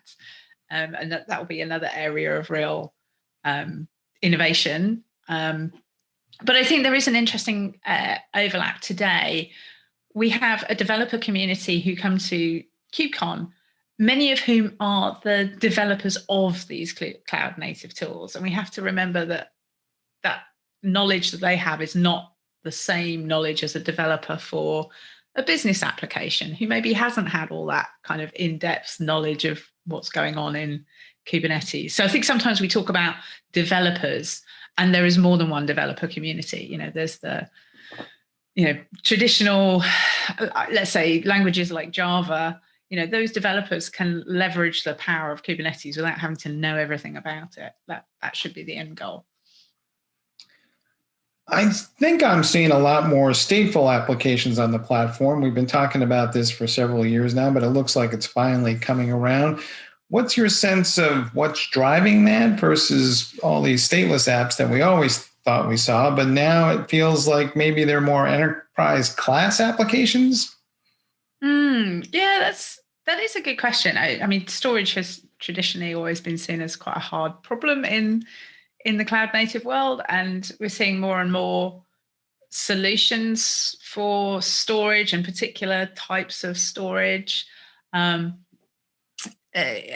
some of those solutions have, reached graduation stage. So there's clearly been a lot of field proof of those being used. So yeah, we are in a world where state can be stored, I think. All right. And then the other thing that keeps coming up is security. And it feels like for a little while now, people have been beating up on Kubernetes a little bit. And I wonder if that's just because it kind of is the new kid on the block and everybody wants to test it. Or is there something going on with security that people should be thinking about more deeply than we're seeing right now? So I think some of the historical, things that people have seen, a lot of it is in the past. Kubernetes in its infancy was not as secure as Kubernetes today. Lots of things have been improved. Still, there is still room for improvement. There's also a lot of optional things that people can choose to do, like maybe you want to run your containers using a sandbox like gvisor or Firecracker, or rather than just running in a regular kind of containerd runtime. These are options that are available to help people add additional security. And obviously tools, that companies like Aqua can provide that add, additional enterprise level views and scale across the application lifecycle, the container lifecycle, the infrastructure. I mean, we talk at Aqua quite a lot about securing your infrastructure, securing the build, and securing the workloads. And there are tools for all of those different pillars. You need to, as an enterprise, apply those tools. It doesn't just come out of the box today. So what is the coolest new feature going into Kubernetes? It may not be in the current release, or it may be something that's coming down the pike that's gotten your attention. What's making you stand up and take notice? Oh, that's an interesting question. One thing that I think is not yet a completely solved problem, but that I'm very interested to see where we go with this is pod security policies and what comes next with regard to pod security policies. I mentioned earlier about this idea that we can't leave features in alpha and beta indefinitely, and pod security policies is one of those features. And is OPA going to give all of the solutions to that problem? Maybe, maybe not. But I'm very interested to see where the community kind of lands on security policy enforcement. It's a very, really important problem because of the way that without policy enforcement, it's too easy to run a container in an insecure way. So we definitely need some kind of policy enforcement. Seems like we're moving away from pod security policy in its current incarnation. Interested to see where we land. All right, that's always going to get somebody's attention. One of the things I do see is more people are trying to deploy Kubernetes at scale. Do you have any advice for those folks? I mean, a couple of people go, yeah, I got a cluster up and running. That was great. But now they need to manage what could become fleets of clusters real soon. So what do you think is going to be the difference, or is there a different mindset that needs to be implemented as you kind of think about Kubernetes at the edge, in the data center, and in the cloud? Yeah, this whole world of hybrid or multi-cloud, it's getting quite a lot of attention because people really want to, they do want to run Kubernetes workloads in a variety of locations. Some of it, I think, being to do with scale, some of it being to do with the physical distribution of workloads. We've seen a couple of projects joining the CNCF this year related to running Kubernetes in the edge, either entire clusters or distributing, various components around, sort of expecting that they might become detached and need to reconnect later. So there's a lot of interesting problems that are being worked on. I think scale. We've seen some big demonstrations in previous years of people running, 5,000 nodes or whatever. I think these kind of multi-cloud demonstrations we'll probably see more and more of. It will be interesting to see how much that's pushed, particularly by the cloud providers at this KubeCon. Do you think that organizations would be better served to make sure they're using either a curated instance of Kubernetes or a managed service, or can they work with more of the raw bits? What do you think? I think that if you don't know the answer to that question already, not you personally, obviously, but as a user, if you don't know whether you need a managed service or some of the bells and whistles that you could manipulate yourself, I would probably start with a managed service, because it's going to be much easier to get up and running. You'll get to understand what Kubernetes is going to offer you and maybe what things you want to do differently. And for a lot of end users, those managed solutions will be, we'll give them everything they need. Maybe it turns out there's something that they want to do differently, or they want to have a kind of hybrid approach and they need to learn how to manage their own deployments. Maybe there are features that they can't necessarily get from their cloud provider. That's the time to sort of focus energies. But if it was me, I would say it's a little bit like running a database, right? If you can run a managed, RDS type database service, that's by far easier than trying to install your own database. And I think we've seen, unless you have a good reason to run your own database, you use a managed one. I think we'll see the same for Kubernetes and other cloud native services. One of the things that happens a lot is people are kind of interested in contributing to the community, but they really don't know where to start or how to get involved. Is there some advice that you have for newbies who are looking at this and saying, hey, I want to be part of this, but where do I start? How do I jump in? Yeah, so I think one of the really lovely things about the CNCF is the amount of attention that gets paid to bringing people on board and welcoming people, which there's still always going to be a little bit of a leap, just come and get involved. But there are so many initiatives. There's, join the Slack channels that you're interested in. People will point you in the right direction. Don't be afraid to join a call if there's like a community call talking about a project and you think it sounds interesting. You will be welcome. People are pretty good amongst most projects at marking issues for that are good for new user, good first issues or help wanted. So there's quite a lot of signposting, trying to encourage projects to give more and more information about how to contribute. So the contributions are always welcome, and I think the projects will increasingly try. They're already trying very hard and increasingly offering the sort of pathways for people to get involved.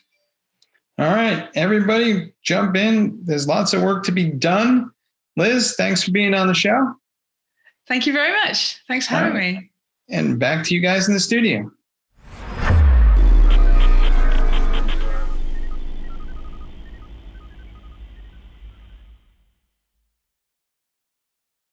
CISO Talk, to hear how real-world CISOs are dealing with today's real-world issues.